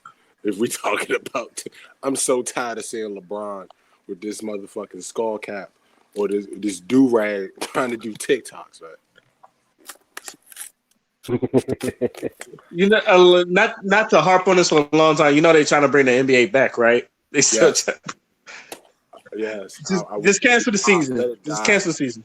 Yeah, just let it die. Or at least just go straight to the playoffs. Just go straight to the playoffs. We don't need all. Just go straight to playoffs. Basically. Just go to June. Basically. Just let it start in June. Go to playoffs. All right, we're gonna go with final thoughts, and we're gonna start with Dion. Oh man. tonight was interesting. But as I said before, stop with the stereotyping, stop with the generalizations, and as far as anything related to WWE goes, all I'm going to say is Vince McMahon, get your shit together. Oh yeah, Vince McMahon. Hey, you pissed me off this time. I'm sorry. Hey, Q Reese got you next. Okay, yeah, I'm glad you walked me right into this one. Hey, Dion, I knew it was a reason I liked you because you walked me right into this conversation. Hey, Vince McMahon, I don't want to see John Cena ever again. Let me start. Agreed. I second that. I don't want to see John Cena back in another wrestling ring unless this man is announcing his retirement. Okay? I think he is. I honestly think he is. I would hope that was what that segment was with that match because they were pretty much going through the history of John Cena. And it was like me and my uncle both looked at each other like, what the fuck did we watch? And Titus O'Neil said it before we could say it. We laughed at that. I gotta say one last thing pertaining to that. When John Cena said they were going to bring an end to the most overhyped, most overprivileged WWE superstar. Thank you, John. This was John Cena essentially pulling his own card. Thank you, John. When he said that, he was talking about himself. Thank you, John. Get the fuck. We're good. This is him admitting to his own bullshit. Get the fuck, John. We're straight. To a small degree, John Cena won back a little bit of the respect I lost from him over the years. Absolutely not. Sorry. Just for doing that, because that takes balls. What Cena did, and how he allowed that segment to go, and again for him to pretty much call out his own bullshit, he's essentially calling out Vince McMahon's bullshit. So in a way, that's what that was. I just want to make this quick statement so I can finish my final thought. He did it before when he allowed CM Punk to go off and do the pipe bomb and just pretty much make him look terrible, and then he let Roman Reigns turn around and do the same exact thing to him. So this doesn't surprise me. I think he takes that and he uses it to his advantage. You know, so I mean, I John Cena, good riddance. I'm good. I'm fine. I didn't need to see you in this match any fucking way. I didn't want to see you when you fought The Undertaker. Like, that was years ago, and I'm still mad about that because there was no point of you doing that shit. So we're just going to leave that alone. I'm glad that went as fast as it did when that little skirmish between him and The Undertaker. That wasn't even a match. Vince McMahon, kudos to the Randy Orton and Edge fight. That was amazing. And as short as it was, kudos to the Brock Lesnar and Drew McIntyre fight because that was like the most intense 5 minutes I've ever seen in my fucking life. And shout out to Charlotte Flair being the greatest female wrestler to ever live. And yeah. What? No. By the way, Q, I know he's going to call me. Hold up. By the way, Q, I know you was calling me for that when she won. I was in another chat with like Father and them. We was watching WrestleMania. That's the only reason I ain't answer you. Oh, it's all good. It was all good. You knew what I was saying. You knew exactly what I was saying when I called. She did. And Father called it too. He's like, he loves Charlotte Flair, so I know you bragging about that. She's the GOAT. Like, it's nobody you put in front of her that she can't beat, and she made her tap. She pulled the perfect Ric Flair. That is Ric Flair's daughter. She took that knee out and she abused that knee the way Ric Flair would want her to do it. All I'm gonna say is that figure eight is a thing of beauty every single time I see it. You said what? The figure eight is figure eight. Hey, and I was sitting there watching it like figure four, up, here come 8, Add 4 to it. Then she went into the. Oh, I was like, yeah, tap out. I was tapping for her. Come on, tap, please. I don't need you. I like you. I like you. Where is there to go? Where is there to go from that? You essentially make that hold irreversible. When you put that bridge at figure 4, you essentially make it irreversible. Riley, something like that. Rhea Ripley. Yeah, she is it. I would love to see them fight again in the near future, but yeah, that's my final thought. Is Vince McMahon, you almost fucked it up with the John Cena, but you kind of made it up for Edge and Randy Orton, and then you made it up again for Brock Lesnar, and finally giving the man who deserves a title the title, and let's see where you go from there. Okay, Father. So my last word is I want to shout out. So you remember how I was saying I got a Twitter fiance, right? Yeah. Yo, my side chick just came out of suspension too. Here we go, bruh. Damn. Yeah. So yeah, well, Twitter is a wild place, bro. I got like 4 Jones that I rotate on that shit. This is crazy. I'm very happy. I have a Twitter, but I don't be on it. Is it 2009 again? Yeah, bro, it's 2000. Bro, 2000. It is 2009 again. I'm not letting that era go. I don't care how offending these bitches is. Let me tell you something. And you know me. It's all peace and blessings with me, boy. And I'm on Twitter. That's when, nigga, I'm a whole different nigga on Twitter. That shit. Like, and the one thing I love about it is like I could keep all of them anonymous, and they don't get upset. Like, even if they know of each other, they won't even get upset. So I'm happy. You know what I'm saying? It's 3 black women, 1 Mexican, but you know what? I'm happy. I just need this Haitian joint. I'm trying to go to number 5. There's a Haitian girl I'm trying to get at. See, in order to get the Haitian, you gotta do some separation from the other ones. Yeah. I'll make it work. I've been watching Dolomite. Don't judge me. I've been trying to rhyme everything that I've been saying. So I'm like stuck. This bitch posted a fucking K-pop. Hold on, the K-pop bitch. Are you, Father? Are you done? Yeah, I'm done. Okay. What's wrong with y'all niggas? Damn. Okay, for one, Q and Dion remind me to talk about John Cena and him being overhyped and overprivileged. I actually have a opposite opinion that I'm not going to get into because I feel like that's going to last another fucking 30 minutes.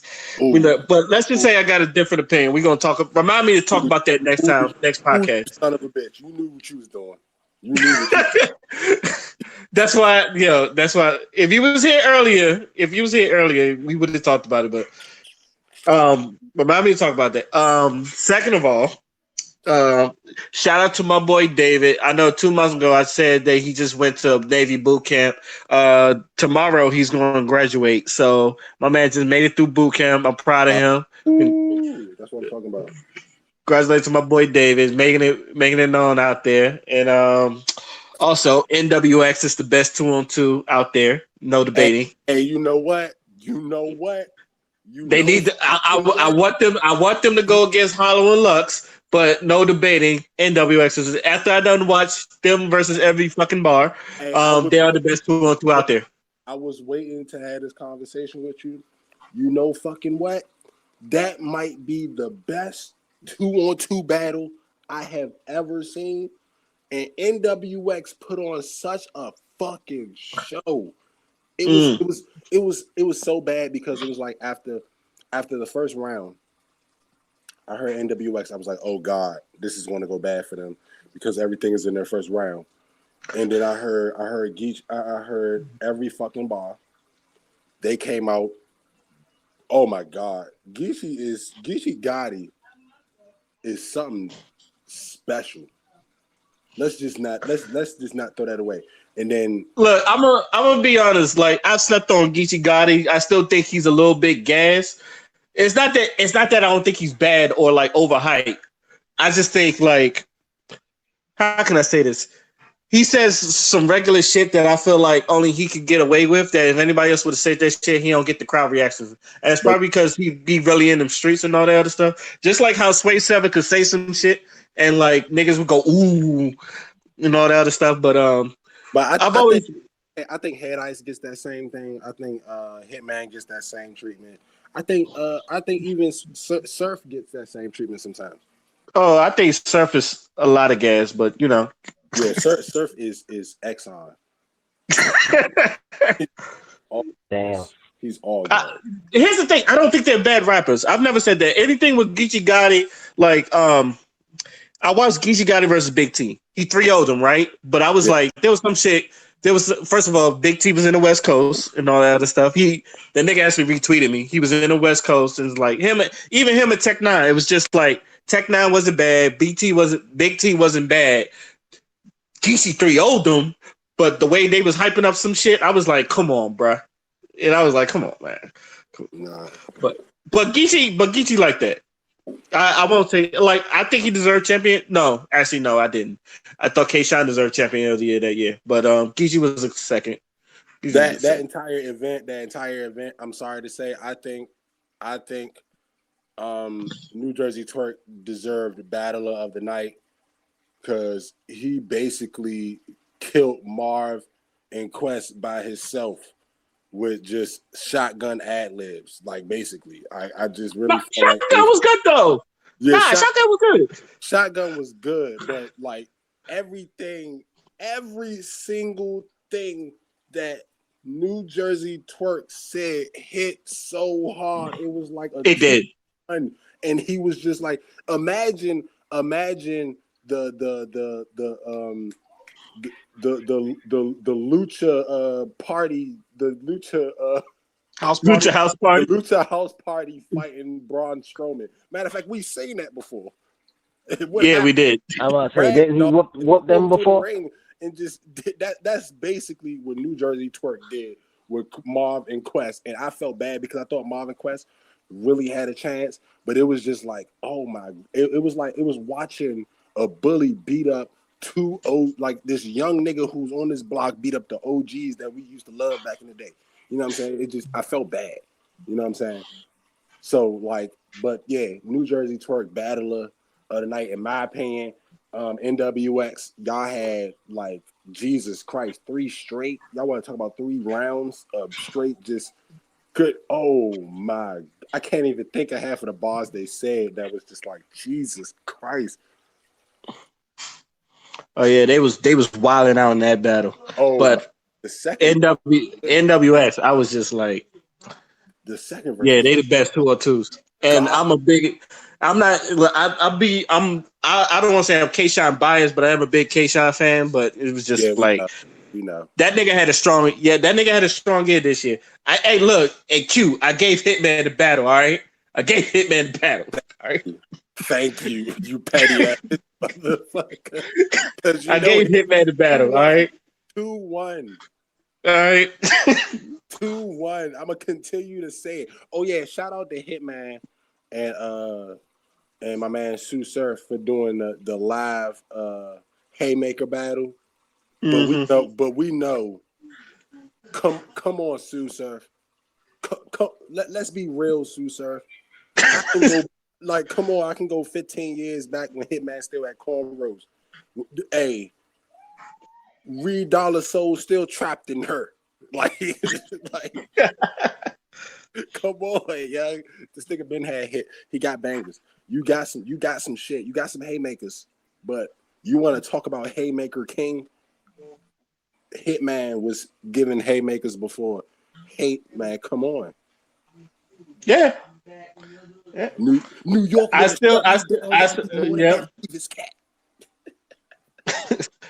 would say that him, like Hitman and Charlie Clips, and I'm gonna put Rum Nitty up in there now because Rum Nitty done that nigga.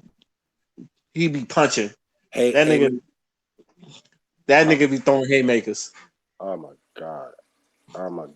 I'm still waiting for another KD battle. All right. Yeah. And on that note, and on that note, I'm gonna go ahead and end this podcast. I would like to thank the panel for joining the podcast. I would like to thank all of y'all for listening, hearing us talk our shit again. This is, you know what? Let me just say podcast, and I'm signing out. Peace.